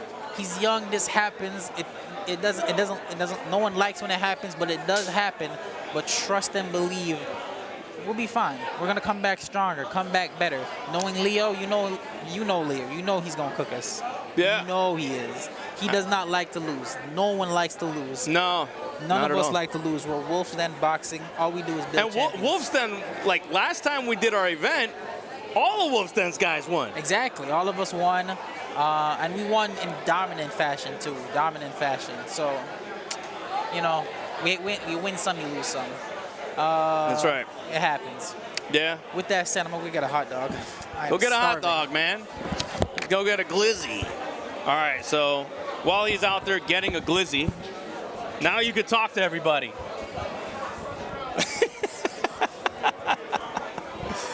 Now you don't have to rely on my headset. It's a nice change. It's a nice change, Yes. man. Are you enjoying this, man? Yeah, Like, this is great. I did not expect so much action. right? Yeah, a lot of energy. A lot of people don't really understand how much action comes with an amateur bout. You know, like, yeah, the pros, you know, you get a lot of action too, but the amateurs, they're digging deep, man. Like, you saw how explosive they were. Right. I mean, it's also the fact that they only have 3 rounds to fight instead of 12, so you get a lot of action in those rounds, and that's really entertaining to see. Absolutely, dude. Absolutely, guys. Look, do me a favor. Make sure you guys, you know, share this out. Show it everywhere you can. We're trying to, again, build, you know, I don't want to say build the sport of boxing, but we're trying to build in the sport of boxing, right? It's been a journey looking at a lot of these, you know, social media kind of influencers or whatnot doing what they're doing.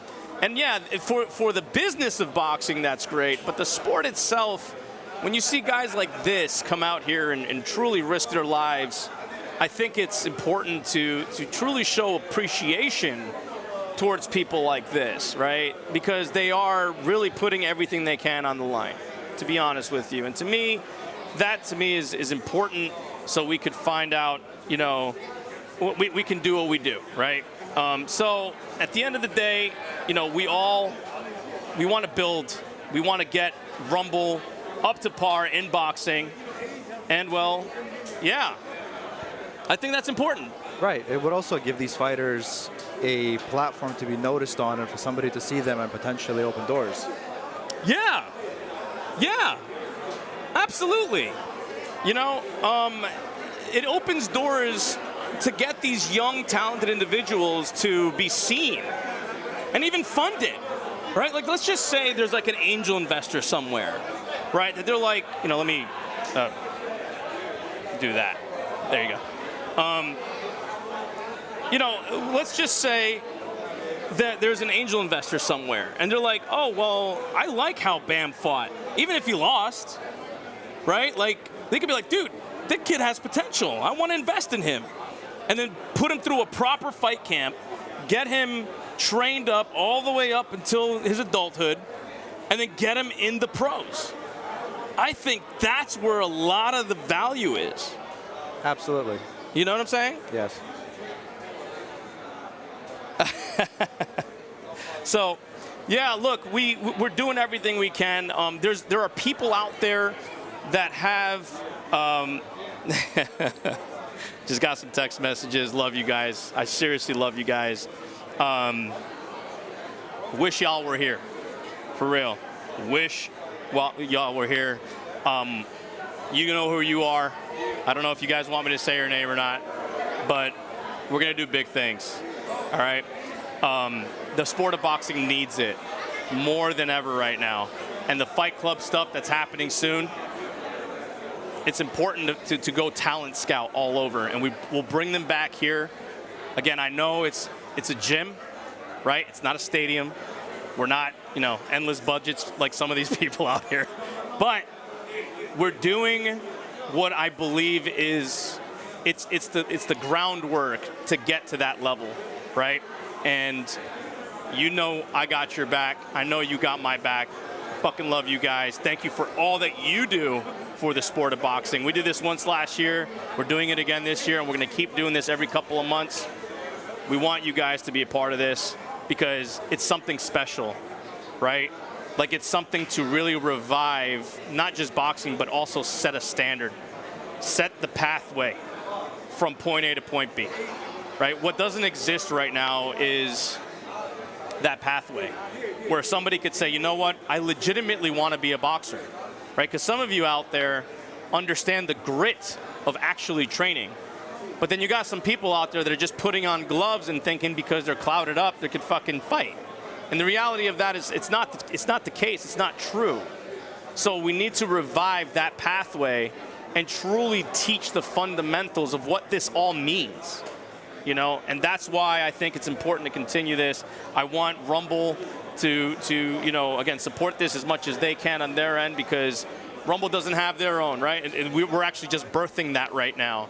So, you know, thank you all for being here. Thank you for showing that support and love to the channel, supporting this stride of making this a reality.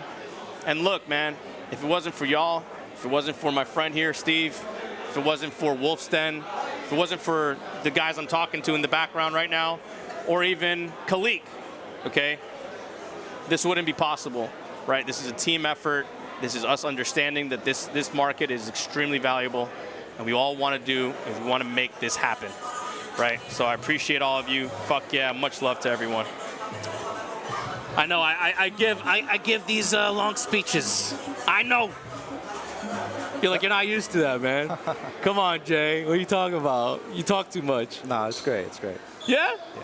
Fucking love you, man. Good Love guy. you too, brother. Yeah. So, with that being said, you're not gonna get some food or something? You're not hungry? Not yet, no. No? You know, our boy Khalik is getting a glizzy right now, he said. What's the main ingredient of hot dogs? Pork, I think.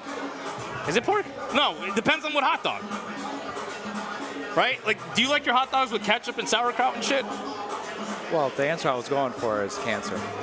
Oh, no, he said cancer. He said cancer.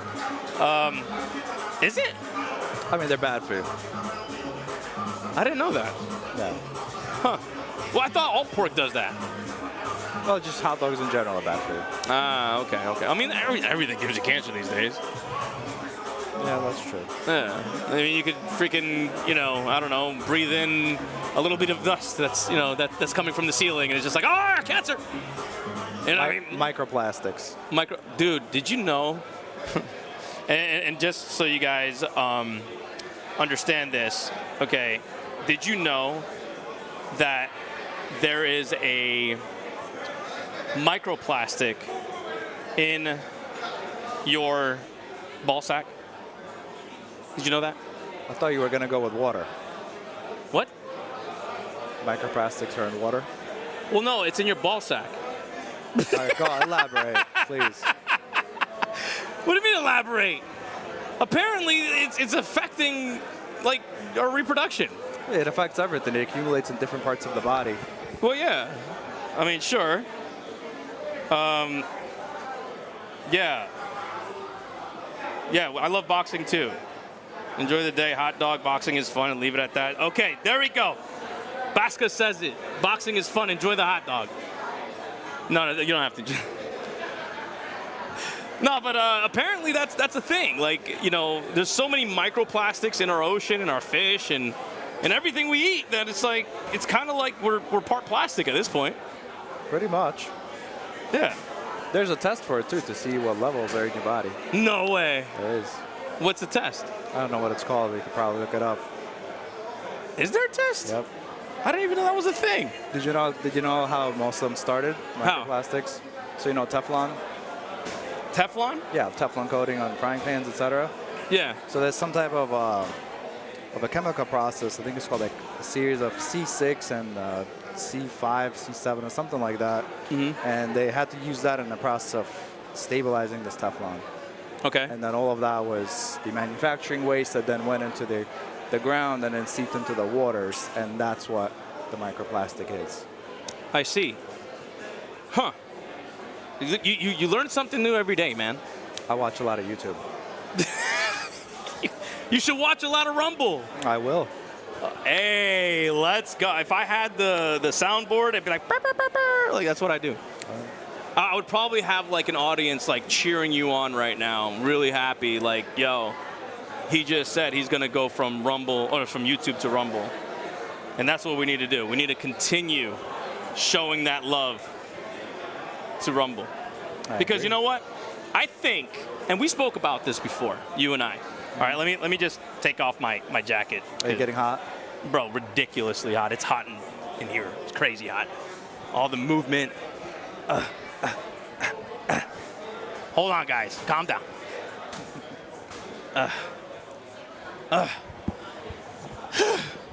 Man, are you not sweating? A little bit, but I'm used to it. You're used to it. What do you mean? I usually wear a suit for work, so I'm cold in the winter and I'm hot in the summer. I see. You like the cold or hot better? It depends on the extreme. Makes sense. Makes sense. So, where was I going with that? We spoke about this dynamic with YouTube, right?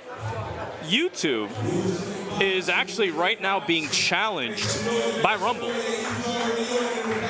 Did you know that? What do you mean? They're being challenged. Challenged in what way? So, since Rumble is a free speech platform, right?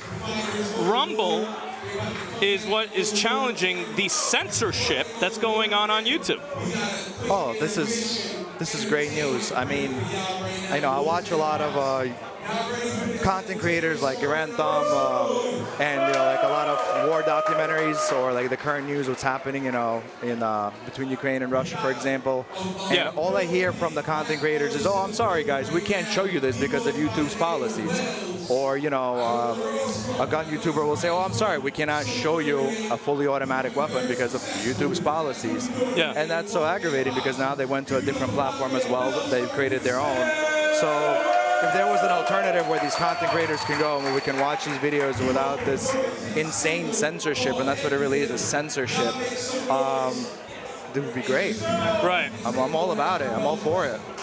See, I like that. I like the fact, because, like, look, the First Amendment is, it should be very much protected, right? And freedom of speech doesn't mean that you could just operate and talk any mess in any private kind of situation. All right, looks like we got we got a song. All right, let's go and listen in. It looks like we have a halftime show.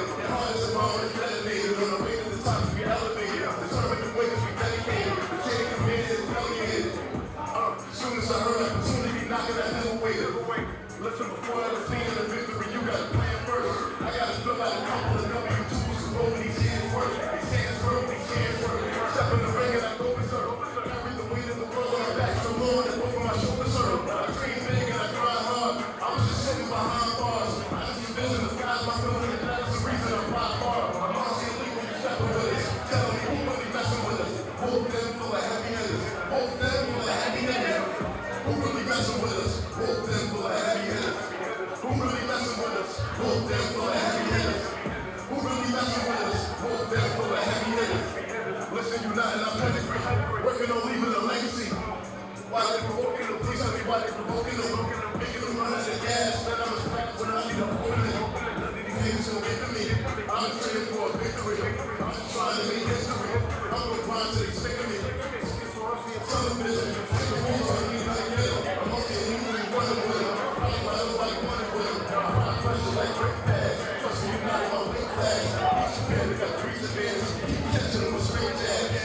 That's how I feel. I'ma keep sharpening my skills. Making decisions to step in the ring. I'ma put you to sleep like 9 quick. I'm in the beat when I'm rocking you. You're Christ with me, I'm unstoppable. I'm trying to win, I'm trying to be patient. I'm trying to vacate what is topical.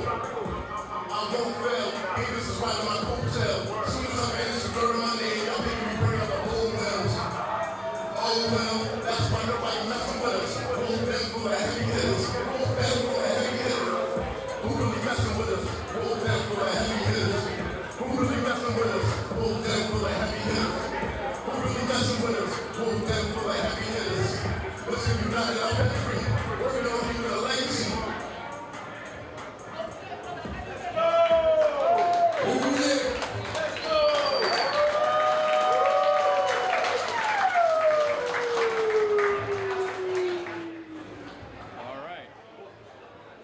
Can we get our mic back?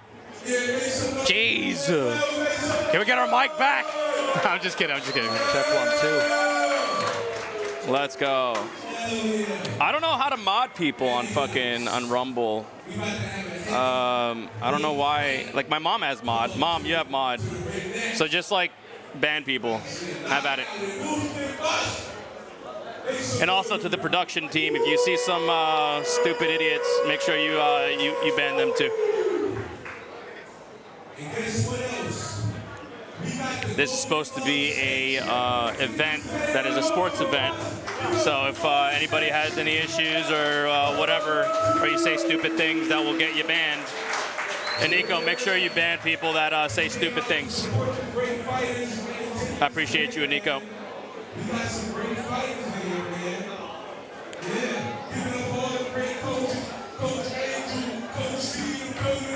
Yeah.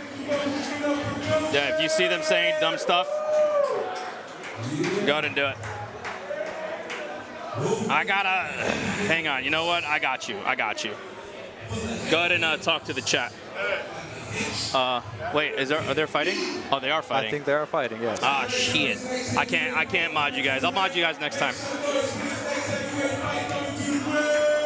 Look, all you gotta do is click on their name and then click on mute user and put forever. That's it. That's all you gotta do. All right. Whoa. Looks like our next fight is coming up. The next fighter is Robert McCoy from Wolf's Den, home team, versus Craig Thomas from Reading Extreme Boxing.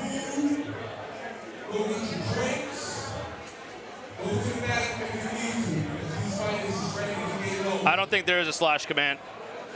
Give it up for Rumble in attendance. That's Wolf's Den Rumble in attendance number 3. Give it up for Rumble in attendance. Let's go.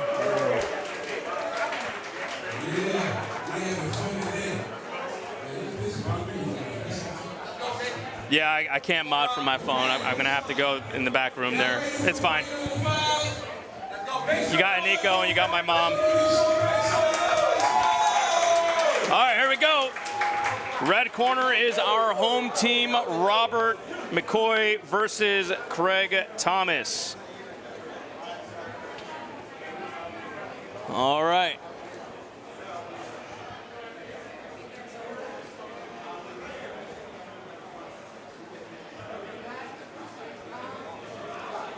Let's go ahead and see where we're at.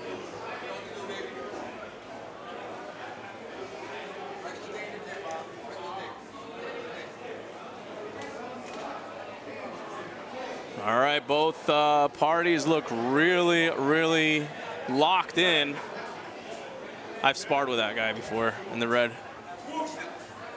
He hits really hard. Like really hard.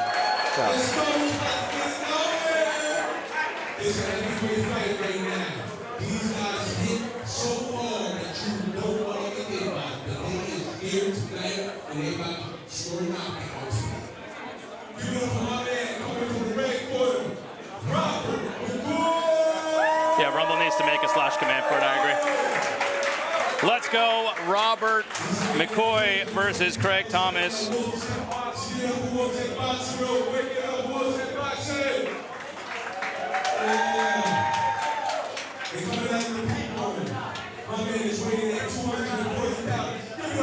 Yep.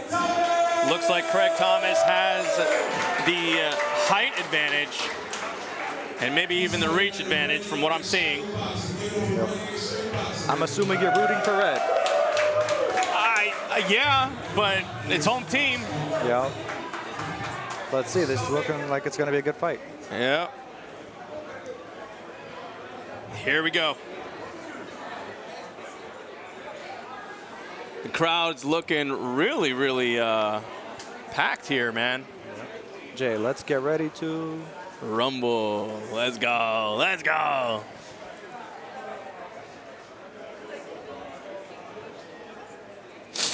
All right, here we go. Both sides are feeling him out. Blue seems like he's figuring out his, oh, nice right hand by Red. Looks like Red is putting up the pressure. Oh, nice straight right hand. Blue's on the back foot.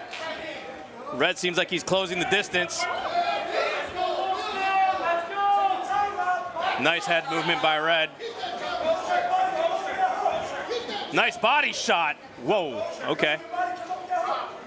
Blue is feeling the pressure from Red. Oh, a little slip. Doesn't look like Blue has an answer to what's going on right now with the pressure, but he's just feeling him out currently. Blue is just getting oh, nice hook upstairs. Nice left hook to the right of his face. Red is just tearing him down. Missed that overhand right.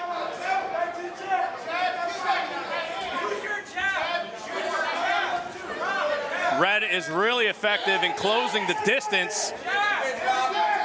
Very explosive. Blue does not have any power behind those punches. Red is just going explosive.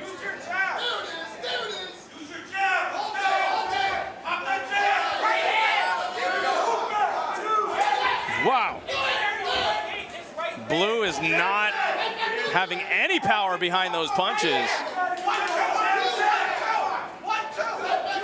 Red is gaining his composure. Oh, nice Blue is now using his range to his advantage, keeping him behind the jab.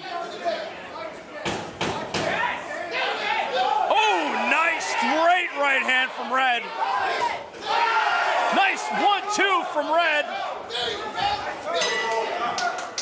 Good round, good round. It looks like Robert McCoy most likely got that round. It was very, very, very explosive in the beginning. Blue didn't really have an answer. Craig didn't have an answer. It looked like he was just, like, his punches weren't really even having any power behind them.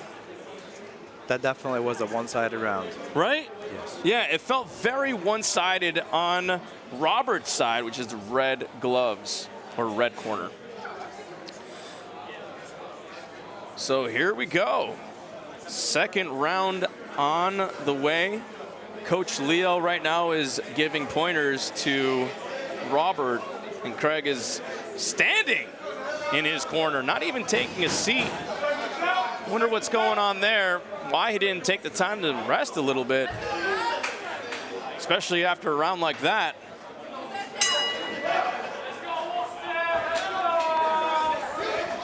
Looks like he is leaning into his jab. Blue is leaning. Fighting. Oh, nice! Nice overhand right from Red. Another overhand right. Missed that left hook. Down to the body. Nice uppercuts. Fighting in the pocket. Blue's in trouble. Blue seems like he's in trouble on the back foot, up against the ropes, tying up. That's the only answer he really had, to be honest. Ooh, just missed that overhand right. Oh, Red is gassed out. Looks like both guys are really tired, but Blue's been taking a beating.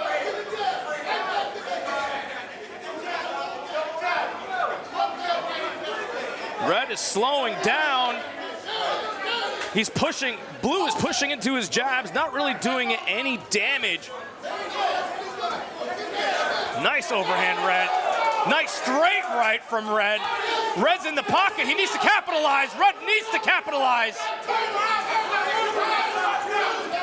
Ooh, just missed that uppercut. Red needs to capitalize and follow through when he has him against the ropes. I know he's tired, but he needs to dig deep. Both guys' guards are dropped. Nice hit. Blue is now trying to maintain distance with that jab. He's maintaining the distance. Nice overhead right. Red is really putting the beating on with that overhand right. Well done to both athletes. I think that's the second round for Red. That was, yeah, I kind of feel like Red had that second round. I don't know why Blue is not sitting down. Like, he needs to sit down. He's gassed, he's winded. I don't know what he's trying to prove here, but he needs to, like, relax. Like, Red is definitely sitting down. That Red is kind of getting his composure, right? Corner man Leo coaching him as he's letting him know he's taking really deep breaths. Red looks tired. Although Blue, he's just standing. I'd be sitting down. What are you doing? You know? Yeah, they are pretty sizable athletes. Definitely heavyweights, I'll tell you that. This is the first heavyweight fight of the day. Yep. Heavyweight fights, they hit hard. They hit like tanks. All right, here we go. Last round. Blue needs to come up with something. Ooh.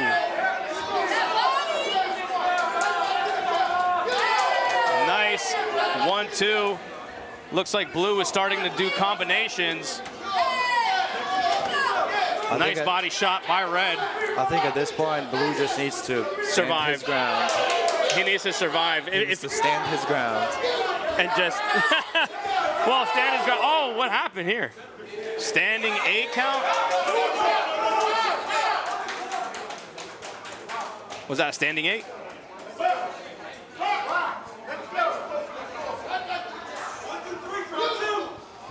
Yeah, Blue just needs to survive. Nice body shot. That definitely hurt him in the liver. Ooh, nice shots upstairs by Red. Now they're tying up against the ropes.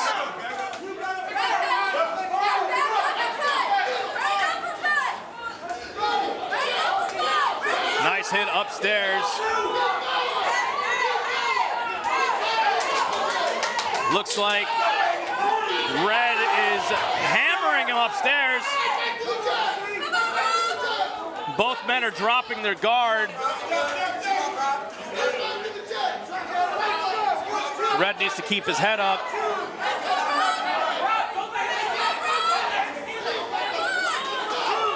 Blue needs to capitalize on Red dropping his guard. Blue is not capitalizing whatsoever. I think they're both out of gas at this point. Yeah. Blue has an open target and he's not taking it. Nice hits upstairs. Blue needs to capitalize. Why is he not capitalizing? Nice. Good job to both athletes. I'm going to say Red. give it to Red.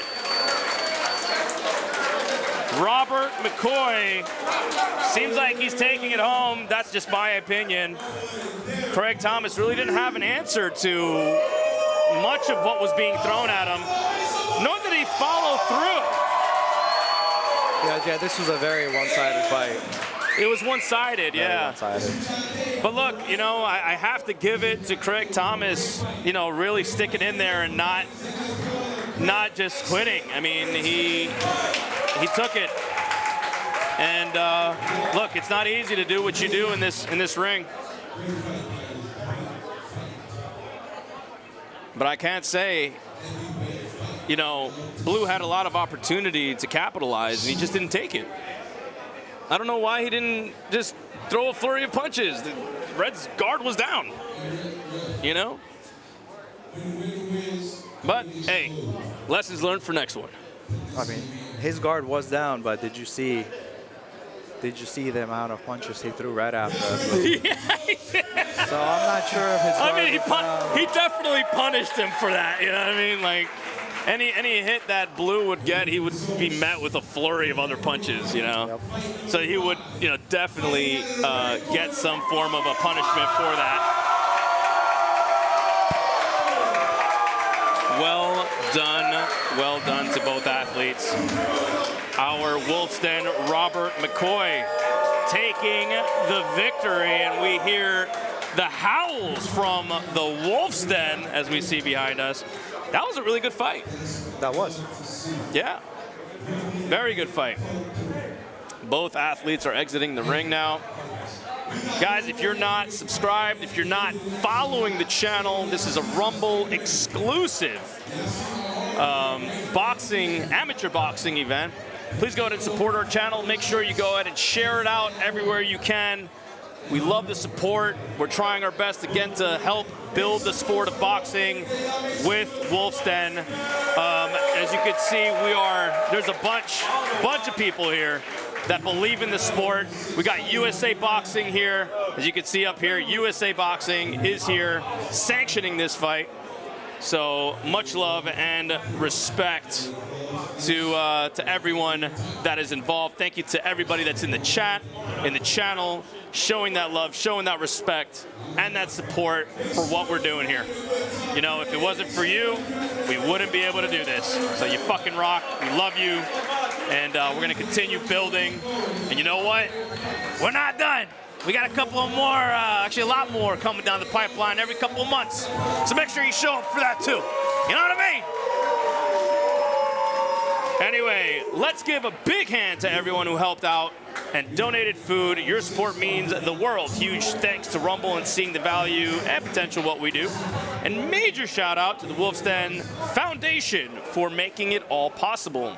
Want to keep the momentum going? Donate today at wolfsden.com/foundation. Alrighty.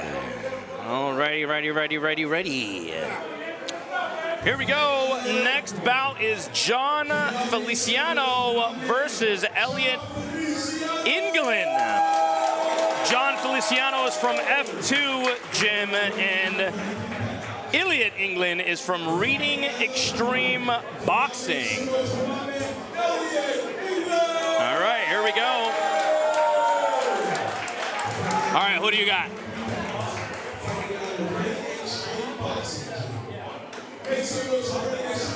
I'm gonna go with Red. You're gonna go who? Red? Red. All right. You just like how he looks? Yeah, I like his helmet. You like his helmet? What's up with his helmet? Is it like pink? And it got like a pattern or something. I think it's Call of Duty camo. You know what? Yeah, it does look like Call of Duty camo. Dude, the guy's from Call of Duty. Nice start off with the jab. Looks like he is, super explosive. Red is just putting the beat, already a standing 8 count for the one in blue. Is this a mismatch? What's going on? We already had one standing 8 count for this by the Call of Duty warrior. Nice uppercut. Red is using that jab to set up the rest of the fight. Nice uppercut. Another standing 8 count. I don't know if he's gonna last any longer. Blue seems like he's outmatched. All right, here we go. Oh, nice! Blue is getting overpowered. It's over. Wow. That was Call of Duty. That guy definitely prestige. These prestige, yeah. There's a reason why he has the camo. Yeah, that is There's it. a reason why he has the camo. Yo. It's a 1,000 headshot camo. Yeah. I mean, obviously, man, he headhunted him. Wow. What a fight. John Feliciano from F2 Boxing Gym showing his skill set. Headhunting Elliot England from Reading Extreme Boxing. Wow. What a performance. What a performance that was. Amazing to see it go down. Yeah, his reach was a lot. That was really, really, really good. I didn't expect it to be taken, or I didn't expect it to go that short. He reached for that knockout. He sure did. He wanted that knockout. I expected, to be honest with you, when I saw that happen, or as he was getting rocked, I was like, man, why is he not having any head movement? Like, at that point, you're seeing him headhunt you. You need to move. But he was just getting pummeled. Wow. Wow. That's what amateur boxing is about, guys. Like I said, John Feliciano from F2 Boxing Gym out here putting in the work, giving him and his gym the credit they deserve. And also, look, Elliot put in his best. So maybe we'll see some more of Elliot coming later. Fantastic. Absolutely, Meggy Moo. That's what we do. See, these guys aren't content creators. They are actual fighters. They're boxers. They train. This is what they, breathe. They eat. They love this sport to no avail, right? This is what they love to do. Sure, there's the influencer boxing scene out there, and there are influencers that are boxers. But what we want to do here at Wolf's Den is we want to make sure we provide not only the coverage as you're seeing here, but we want to also help them understand the business element of boxing, right? Like, there's the fighting and the art, but there's also the business. So once we start giving the highlighting of these young fighters out here who are really putting everything on the line, we want them to feel motivated to start building on Rumble, right? To show their fight progress, to show their fight camp, right? To give them everything that they can, or to give them everything they can to become a sensation in the boxing world, right? Because when they start building up, and this happens to all influencers, right? When they start building up their own fight following, what ends up happening is they get motivated to show up. They get motivated to be a part of that, to be better at what they do, right? It becomes a reinforcement mechanism for these young fighters. So they're like, you know what? I'm going to train an extra couple hours every day. And that can make the world of a difference in these guys being the next, Ryan Garcia or Deontay Wilder or whoever. So that's what we want to do for these young guys. And I'm hoping that as they watch this and they watch their fight, they're going to watch it over and over again. They're going to see where their shortcomings were. But when they watch it, they're going to say, hey, I got all these people watching me. I want to make a freaking difference in my fight club, in what I'm doing here. So let's go. Here we go.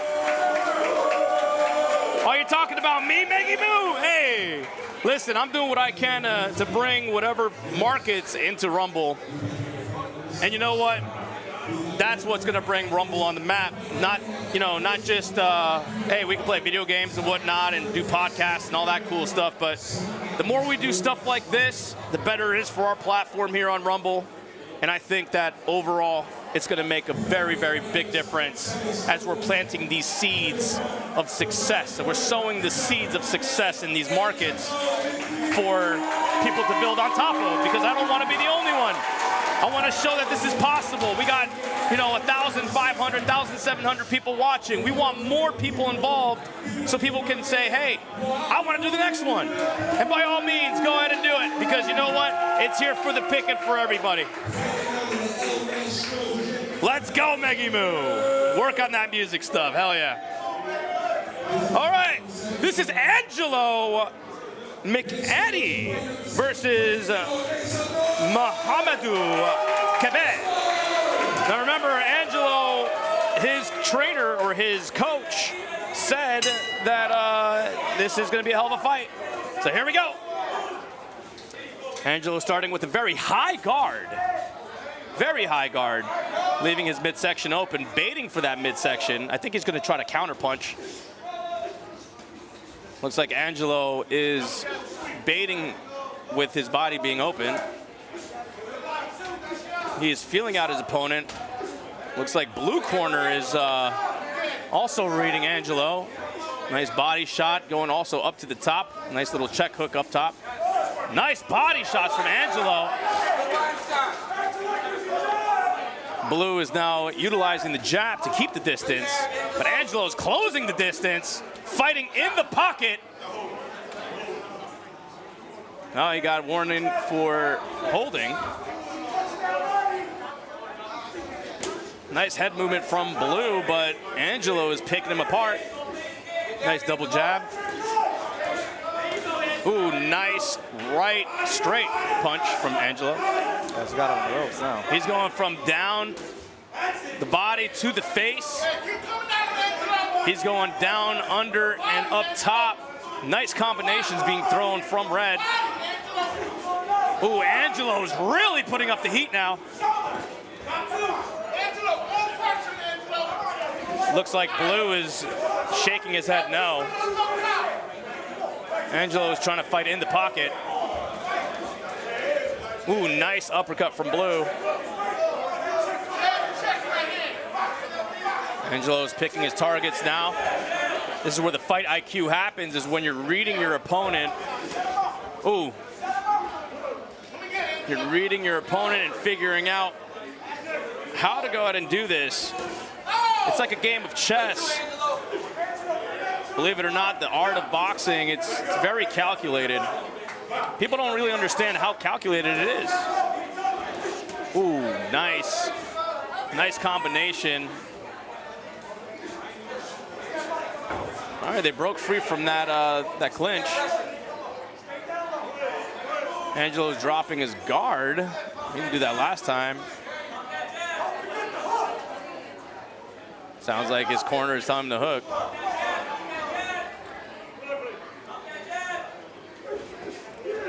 Nice shot to the body from Angelo. Ooh.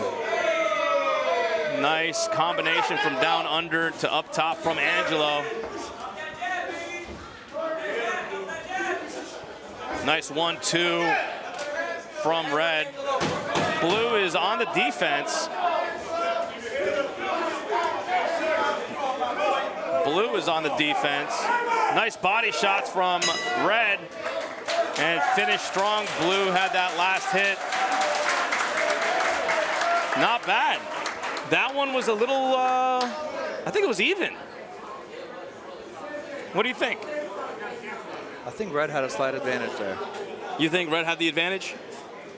I sure hope so, because he's a Wolf's Den guy. Wolf's Den guy, come on, we need Wolf's Den to come up on this, you know? Here's a replay towards the end. Angelo seems winded, taking deep breaths from his mouth. Not even in through his nose and his mouth. He's just breathing real heavy. Looks like he gave a lot there. He definitely gave a lot. I like the hat from the Grandmaster, man. That hat is cool. What do you think? I agree. Yeah. All right, here we go. Round 2.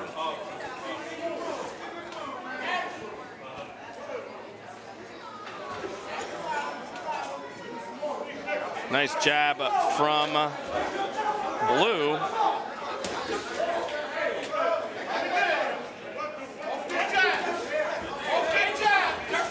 Oh, Blue is using the jab, breaking down Red. Yeah, Angelo is Red is definitely fighting the fight of Blue now. It seems like. Oh, there we go. There we go, he's back. Yep, he's back. Nice shots to the body.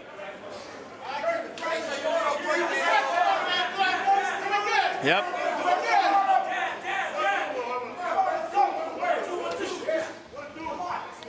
Looks like Blue is a little winded. Red needs to capitalize. Red definitely needs to capitalize.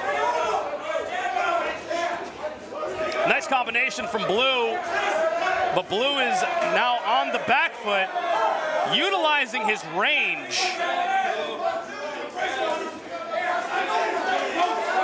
Using the range, but Red needs to get off of the ropes and get Blue on the ropes. I don't know, this seems more of a Blue corner fight. What's going on, Eric John, pizza artist?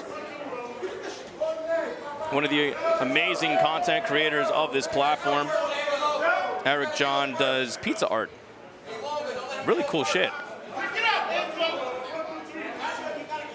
Never seen anything like it before. He keeps walking him down, but he's not throwing anything. Red is not doing anything. He needs to capitalize on Blue being tired.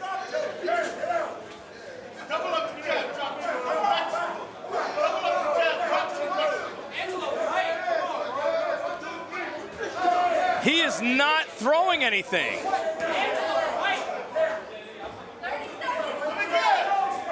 Red needs to capitalize. He is allowing Blue to get behind the jab.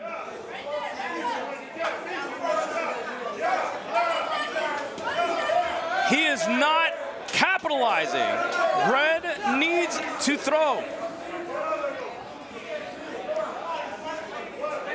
It seems that Blue is more in control of this fight. Even though he's on the back foot, he definitely has good ring awareness.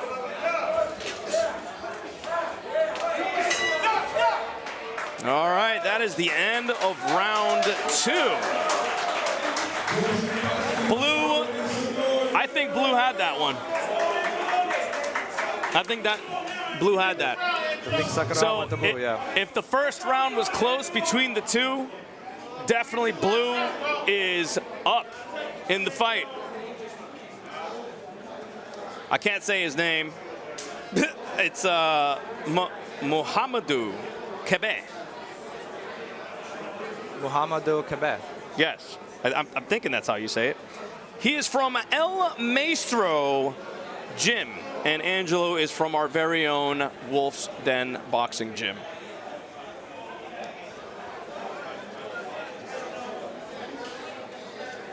All right. Here we go, third and final round. One to tell how the fight is going to end. Angelo needs to put up the work or he will not be the victor here. If he doesn't put his foot on the gas pedal, he might walk away with a loss.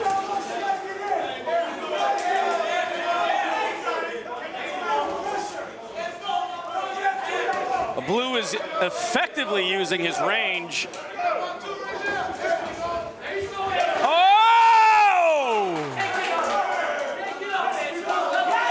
That is a countdown. Standing 8.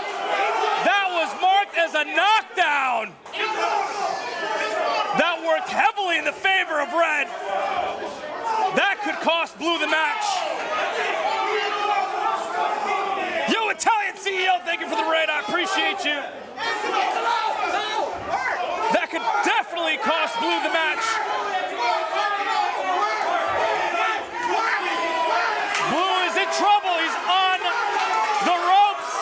Red needs to capitalize.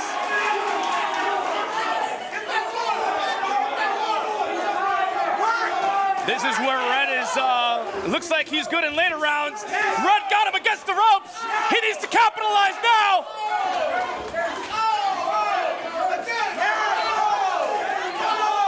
Blue is in trouble. He got him on the inside.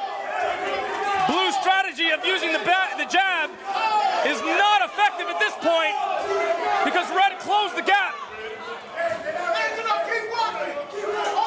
Red needs to keep walking him down. Nice hit from Blue. Blue is trying to escape the ropes. Looks like Red is stepping on the gas pedal because he wants this fight. Red wants to win. Oh! That was a very hard hit. And Blue actually stepped into that shot. Nice hit from Blue. Blue is trying to answer.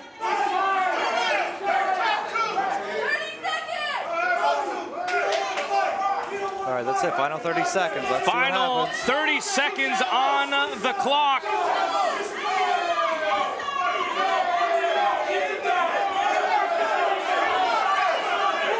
Nice combinations on the inside. If Blue doesn't provide an answer, that knockdown might cost him the match.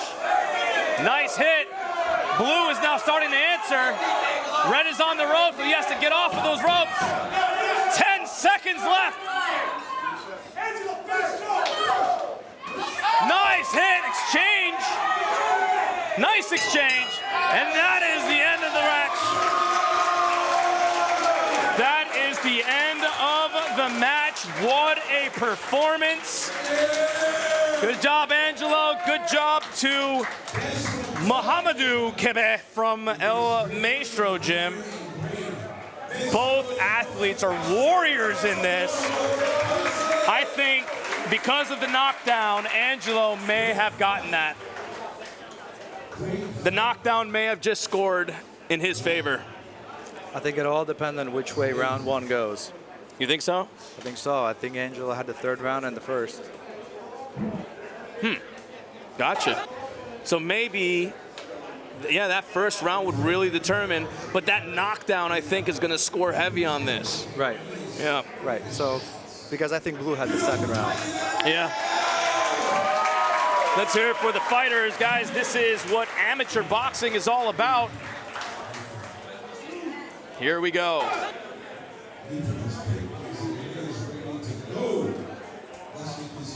All right, let's see where this goes.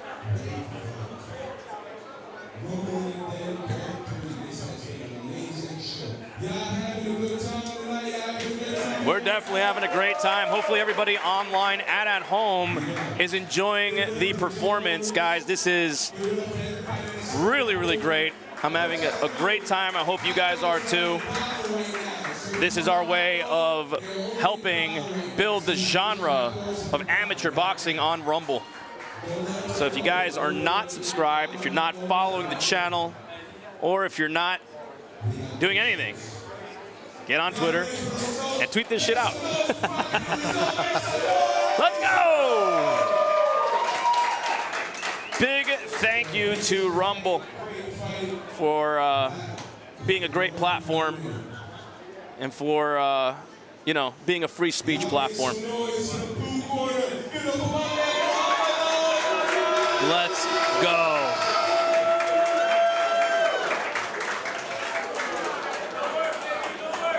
So, looks like he lost. Blue got the first round. Looks like he lost. Wow. I did not expect that. I don't think anybody did, Jay. I did not expect that. I thought he would have won that. He's on the ropes, but he has to get off of those ropes. 10 seconds left. Hang on 1 second. So there goes the replay. Nice exchange. And that how the knockdown didn't count. Well, it did count, but like, I'm like, damn, I thought Angelo would have won that. Jeez. Crazy. Yep, Blue had the first 2 rounds. Right. Insanity. Yeah, that was not expected at all. I know. I know. Oh, well.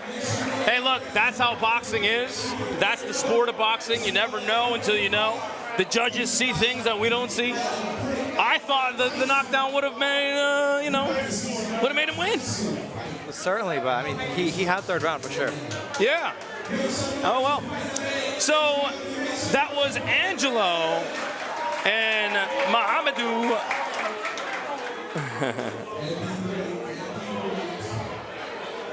Hold on 1 second. Hold on 1 second. All right, just making sure. We're doing good. We're doing good. All right, I think this is the last This fight. is the main event of the evening. We have Lenny McLean from Wolf's-Den, and he's against Kevin Johnson from Pivot Boxing. All right. So let's see how this turns out. Blue looks like a giant. These are pretty big dudes. Pretty big dudes, no homo. Not there's any, you know. Anyway, so here we go. Time to rumble. I should do that let's get ready to rumble thing. Let's get ready. I can't even, my fucking voice is like destroyed. I can't, my voice even cracks saying that. Let's go! You having fun? Yeah, it's a great time. It's a good time, man. It's a good time spending this with you, brother. Likewise. Yeah. So Blue has 15 pounds on red. Huh? Blue has 15 pounds on red. Really? So here's the thing about your heavyweights. If you cross the threshold into heavyweight, doesn't matter how much bigger and heavier the other guy is. He could be 300 pounds. You still got to fight him. So you could end up fighting a sumo wrestler. Pretty much. Oh. Let's go. All right, here we go.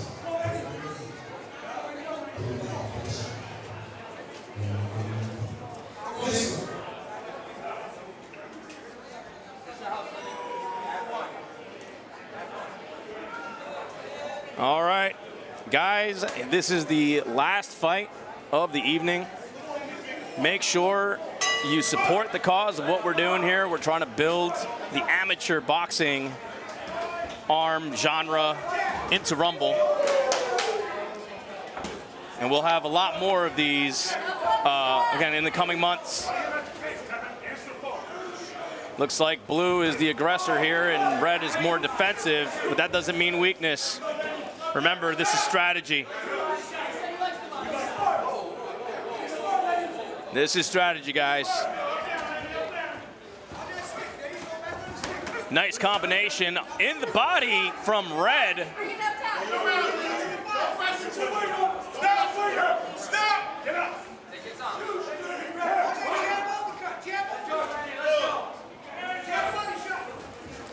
Nice overhand by Blue. They're getting real sloppy on the inside.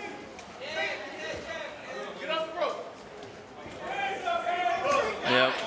Red is on the back foot. Looks like he's getting walked down by Blue. Ooh! Damn, that was a hard hit from Blue.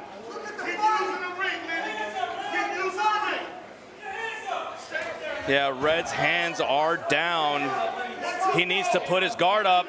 If he doesn't keep his guard up, he is going to get walked down. I don't know what the strategy is with keeping that guard down, but he's doing it.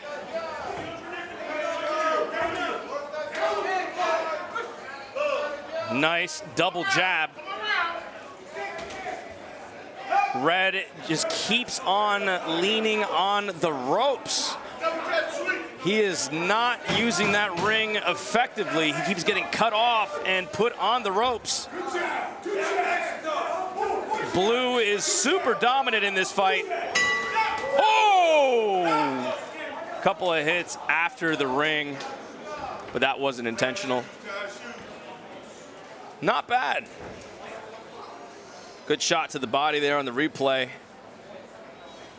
A nice straight jab. Blue's been using that jab, blocked with his right hand, and returned fire with that jab. And just missed that right hook.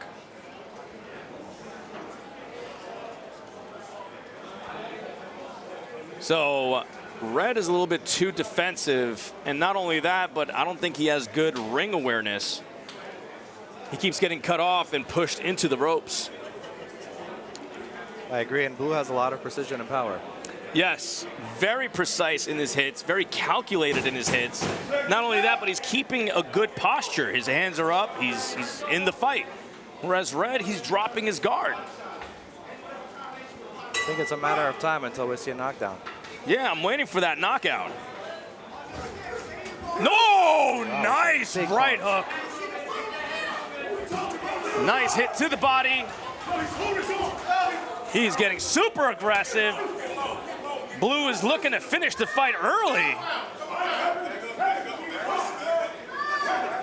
He's realized that Red is super passive and not utilizing the ring properly, even though Red is definitely firing back.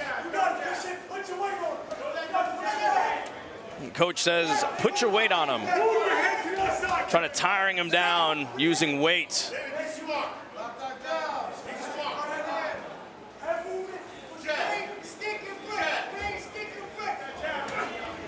Double jab from Blue.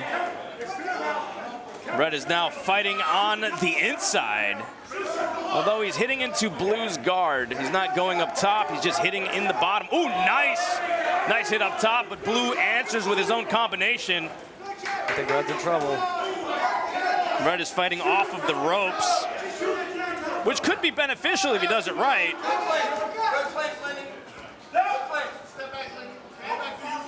Blue is absolutely dominating this fight. Oh, nice right hook. Got some body shots going on there. Red is taking some deep breaths. Oh, nice overhand right by Red.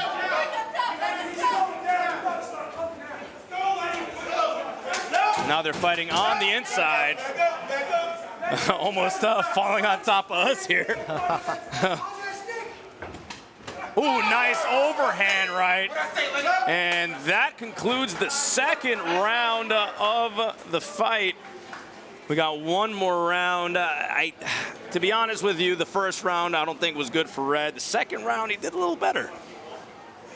He did a little better. You know, Kevin Johnson from Pivot Boxing, who's in the blue corner, and Lenny McLean, who is in the red corner.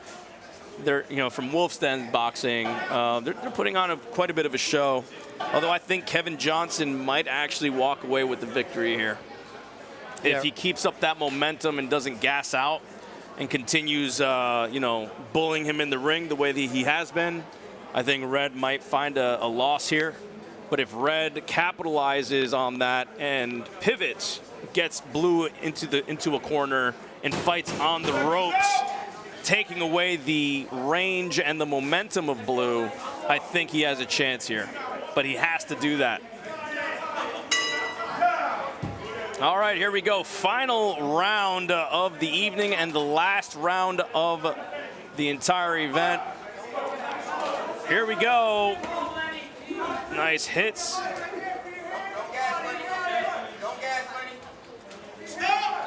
It seems Blue now is using his weight to tire out Red. Oh, nice hit. Red is trying to utilize that overhand right. Oh, nice left hook from Blue. Red is now getting bullied in the corner, and he has to find a way out. He doesn't have an answer to that corner fighting. Oh, nice pop jab right down the center.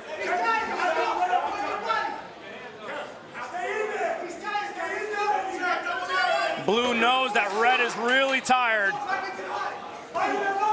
He understands right now that he has to use his weight.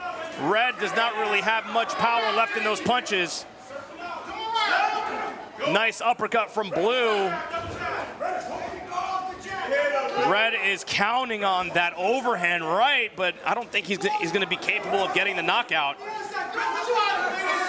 He needs to separate and then get Blue on the ropes, but Blue is the one that got him on the ropes. There's no more power in Red's punches. It seems Red is almost gassed out. If he digs in deep, he might be able to do something. But his punches are not, there's no power. There is no power here. Oh, tried going for that overhand, but Blue has learned that the overhand is coming. And he pivoted. He is tired. Oh, nice. Going again for the overhand. And that concludes the final round. Congratulations to both fighters, but I honestly believe it's Blue's fight. Excellent performance by both fighters. Excellent performance. Again, these guys don't have, they're doing everything they can to becoming the best that they can in the sport. Here we got some good sportsmanship going down. Massive W to both fighters. They're putting everything on the line. This is a sport that you can actually die in the ring, right? So great, great, great performance of both fighters. Guys, if you're not sharing, if you're not following, liking, all that, please go ahead and do so. If you want to keep the momentum going, make sure you donate at wolfsten.com/foundation. That's our boxing foundation to make this possible.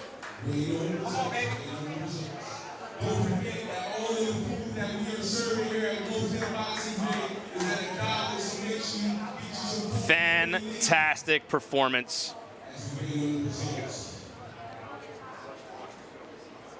Well done, man. I loved it. It's a good time. This was great. Yeah. Awesome.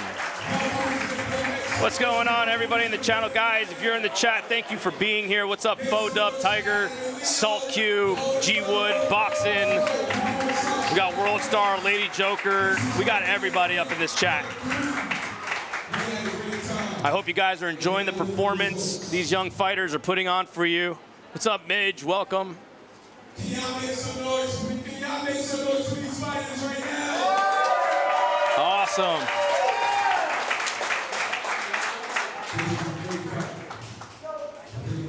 What's up, Rumble Michael in the channel? How you doing, brother? Good to see you. No way! I was not expecting that. No way.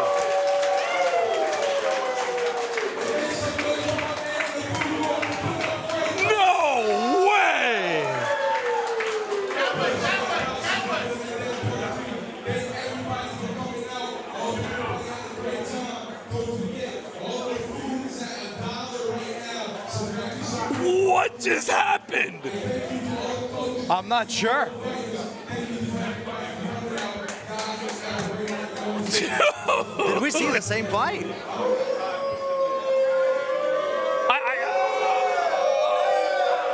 I don't know what just happened. I can't believe what just happened.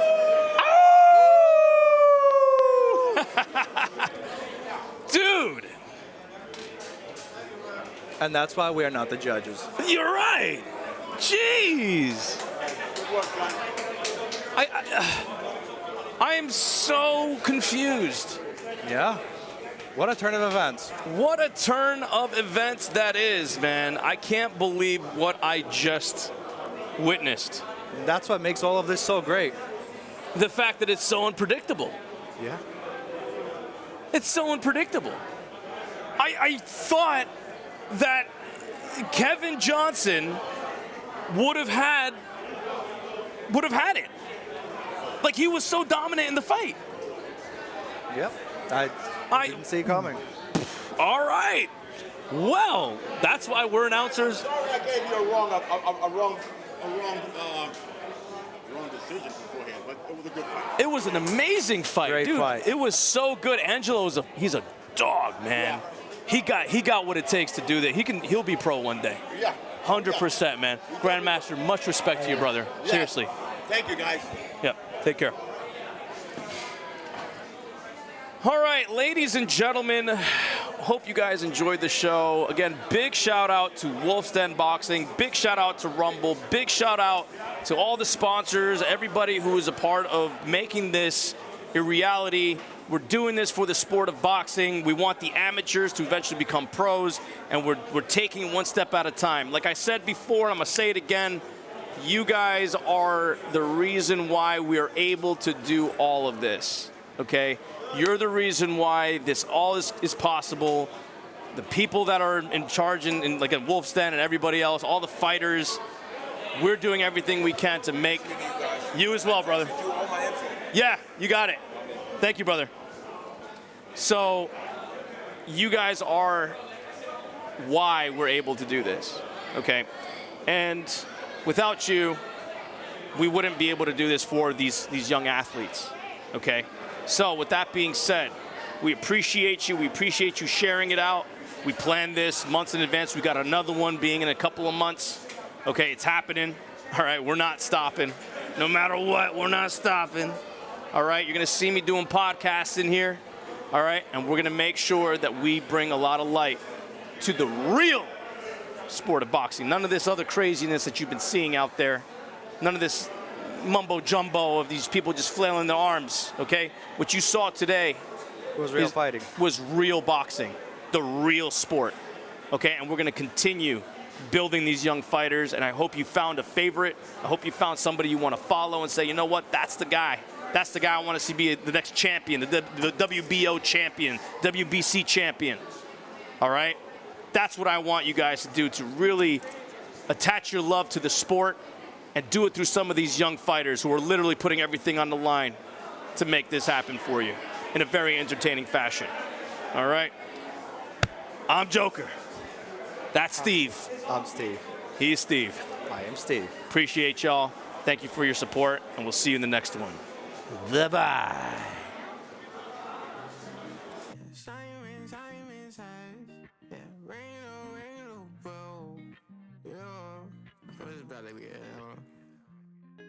Simon,